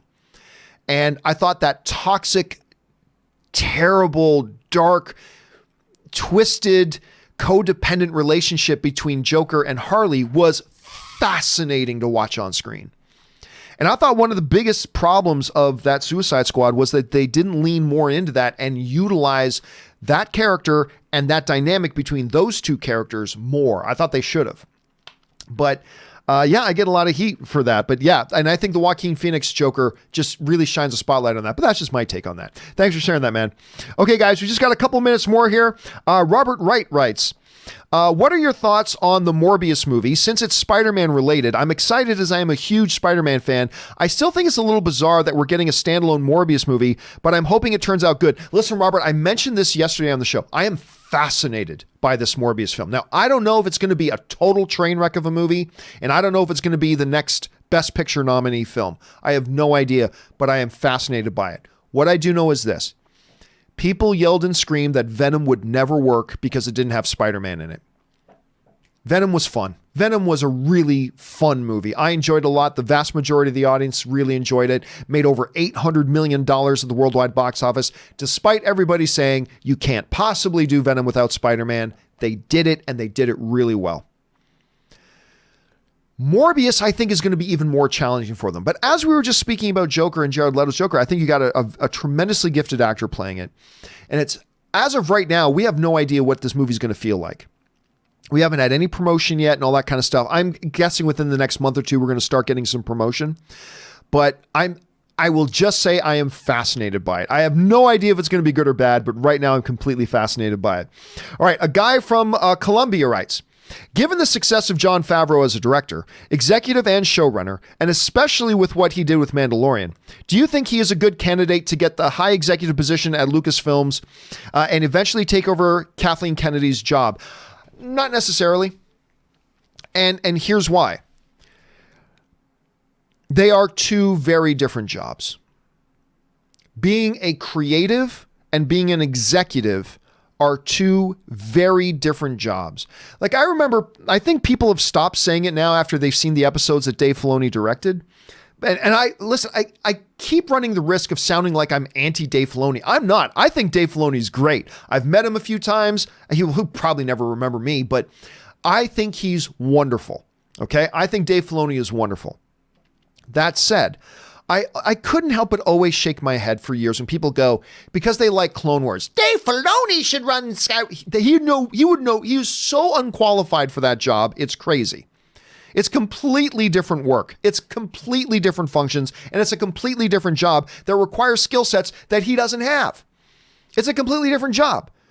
You know, he's never even done live action stuff. How can you put him in charge of stuff like this? So, and now he's directed, and I've always said, let Dave Filoni start to direct either different, smaller live action films or direct some television stuff. And they got him to direct some Mandalorian, which I thought was the perfect thing for him to do. And listen, I'll tell you what, I'm not trying to jump on anybody here, but the two weakest episodes of Mandalorian were the episodes that he directed. And I think the worst episode was the one that he not only directed, but the one episode that he actually wrote. So, and it's funny, since Mandalorian, I haven't heard many people, there used to be a lot of people yelling and screaming that he should run Lucasfilm, and I don't hear a lot of people saying that anymore. Not that I don't think he couldn't do that 5-10 years from now, but I think he's got a lot to develop. Jon Favreau is a creator. And I think if anything, this year has showed us that John Favreau is a creator. He doesn't want to be an executive sitting in some office overseeing. He wants to come up with stories. And then he wants to be active in the putting together and the telling of those stories. So if for no other reason, I honestly don't think even John Favreau would be interested in the gig. But more than likely, the best person to run Lucasfilm after Kathy Kennedy is done, and who knows how long that could be another 5-10 years. But I think the best person probably to run Lucasfilm is probably, I know we're all obsessed with celebrity. We're all obsessed with who's famous. But honestly, just like nobody ever knew who the F Kevin Feige was, I think probably the best person to run Lucasfilm once Kathy Kennedy is done is probably going to be somebody that we don't even know who they are. It's probably going to be somebody that has incredible talent and is really good at being an executive and knows how to steer, not a movie, not a TV show, but knows how to steer companies. And it's probably going to be somebody that we have never heard their name. And that's probably the best kind of person to get. Could it be a John Favreau? It's possible. I think Disney right now is very, very big on John Favreau. But I got a feeling it won't be. And if for no other reason, forget the fact that, he's not a guy who runs companies and stuff like that. I think it's John Favreau wants to be a hands-on creator. And he's already talked about other movies he wants to direct and all this kind of stuff. And if you're trying to run a company, you have no time to do that. So I don't even think John Favreau would be... And by the way, I think the best place for John Favreau is creating stuff, not being a company executive. As a fan, I want John Favreau creating material, not being a business executive in the offices somewhere. That's just where I want John Favreau to be. So I don't know, but anything is possible. Absolutely anything is possible. All right, last couple of ones here, guys, and then we're going to have to call it a day, and we'll pick up with the rest of the questions on a companion video a little bit later. Next to us comes to us from CO2, who writes, and sends in a really large super chat. Thank you, CO2, for supporting the channel on that level, man. My favorite Star Wars movies: 10, Phantom Menace; number 9, The Last Jedi; number 8, Attack of the Clones; number 7, The Force Awakens; number 6, Return of the Jedi; number 5, Revenge of the Sith; number 4, A New Hope; number 3, Rogue One; and number 2, The Empire Strikes Back; and number 1, really, Solo. I really like Solo. I don't like it as much as Rogue One. Out of the new films, I don't like it as much as Rogue One or The Force Awakens, but I quite enjoyed Solo. I thought Solo was a really good, fun space adventure film.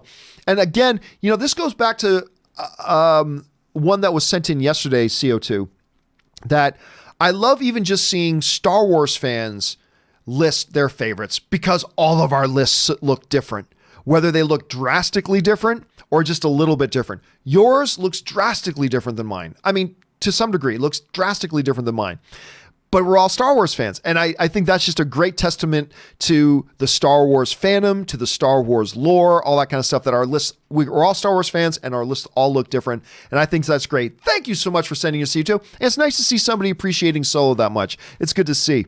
All right. Nolan Wilson writes, "Hey, John, I watched Mystery Alaska and I loved it. It's one of the best Russell Crowe movies. It is so fun. It is so great. Mike Myers has a great little cameo in it. If you haven't seen Mystery Alaska, please follow Nolan Wilson's example and go do that, because it's really, really good." Zach Remsburg writes, "In response to the question of the day, as evident by Bale's Ford v Ferrari performance, he will be killer in Thor 4. He's one of the only actors who has played such iconic roles and can still disappear into a character, a class of his own." And I think you raise a great point, Zach, because some people were mentioning some concerns that Bale is such a big movie star now that we risk just seeing Bale. I agree with you, Zach. I think we are undermining and underestimating the ability of Bale to let us all forget it. Because guess what? In Vice, he made us all forget we were watching Christian Bale. We just thought we were seeing Dick Cheney. And he has got that ability. So maybe it'll start going, there's Christian Bale, but I guarantee you about 10 minutes into it, Bale's performance will make us go, nope. There's Cull, or there's Gore, or there's whoever it is he's going to be. I think you raise a great point there, Zach. Good for you for bringing that up. All right, the Cinematic Experience writes, "Here's wishing for a great new year in movies for you and my fellow film fans, brother." Thank you so much, man, and may it be a great year. It looks like a really good year. So far, it looks like a really good year. 2020's got some really good looking films ahead. We're going to do a most anticipated list in the coming week or two. But it does look really good, and may we all enjoy it. Thanks for sharing that cinematic experience. Cinematic experience also follows up with, as a lifelong film fan and someone who tried making stuff myself, what inspired you to make a film of your own? Followed you since The Closet at the AMC days. Thanks so much. Well, I think what inspired me to do my own film was that whole notion of, I love film. And there were three primary things. One, I like the story of my movie. My movie is called The Anniversary. And you have to understand it. There are elements, I should say. There are elements in my movie, The Anniversary, that are a little bit autobiographical. I wrote that movie before I met Anne. And it was what happens when you haven't been single for it's been a long time since you were single, and suddenly you and your girlfriend break up, and all of a sudden you're single and you're in your 30s, which is what I was at the time. You're in your 30s and you're single, and there's a stigma that goes along with you and trying to figure out dating again, blah, blah, blah. So the story meant something to me. So that was one. Number two, I always wanted to be the type of person that if there's something I wanted to do it. I didn't wait around till I became famous, which I still haven't become, but I guess I'm a fucking nobody, but I'm not going to wait around till I'm famous or wait around till I'm rich. I'm just going to do it. I'm going to make a movie. And I wrote it, I directed it, I produced it, I put the money up for it, I did everything. I also got some financing for somebody else, put the money up for it, the guy who bought the movie block from me, and couldn't have made it without him. But I just went ahead and did it. I just did it. And I've always wanted to be one of those people that if there's something I want to do, don't sit around and make excuses, go do it. Figure out how, just go do it. The third reason was I was doing the movie blog at the time, and I had been doing the movie blog for a while. It had become my full-time job. And I thought probably the best way that I can gain a better appreciation for how difficult and the job that writers and directors and producers and filmmakers, to gain a better appreciation for what it is that real filmmakers do. And I thought that as a movie blogger at the time, that could only help me understand the industry and help me understand what these people do, to actually throw myself into it and see just how hard it is. And that experience gave me such an appreciation for what real filmmakers do. So yeah, that was the main motivation for it myself. So anyway, cinematic experience, thank you for following since the AMC Closet days, and may 2020 be a great year for all of us film fans. All right, guys. Final question of the day is going to be Adam from Fanjecture, and then Talking Star Wars, the Norwegian guy, John McKinney, everybody else all the way up. Do not worry. We're going to do a companion video a little bit later today, and all of your questions are getting answered in a video today. So keep your eyes open for that. But right now, the final question of this broadcast comes to us from Adam at Fanjecture, who writes, is Sony either trying to bury Bloodshot or push it back? It opens in 45 days. We only have one trailer from back in October. There's still no poster, no second trailer. I'm not one for panicking over marketing, but this is getting too close to the release. Listen, I am the guy who I'm always telling you guys, it's like, oh my gosh, it's 8 months till the movie comes out. How come there's no trailer? And I'm like, everybody relax. Relax. Remember, the first John Wick film, now this isn't normal, but just it's happened. The first John Wick film didn't drop its first trailer till like a month before the movie came out, right? That said, I'm starting to wonder. Now, I don't think there's anything to panic about. Actually, let me bring up the exact date. Released. I don't think, it's supposed to come out on March 13th. I'm not starting to panic as in there must be something wrong with the movie, but I am starting to wonder if they're not going to change the release date. Which, by the way, changing the release date doesn't automatically mean there's something wrong. right? I mean, as long as they're not moving it like a year, but if they move it like a month or two or whatever, I am starting to suspect they might move the release date. Again, I don't know that for sure. I don't know what if they move it, how far they'll move it, and I haven't had anybody tell me they're moving it. But even I've got to agree, we're starting to get close.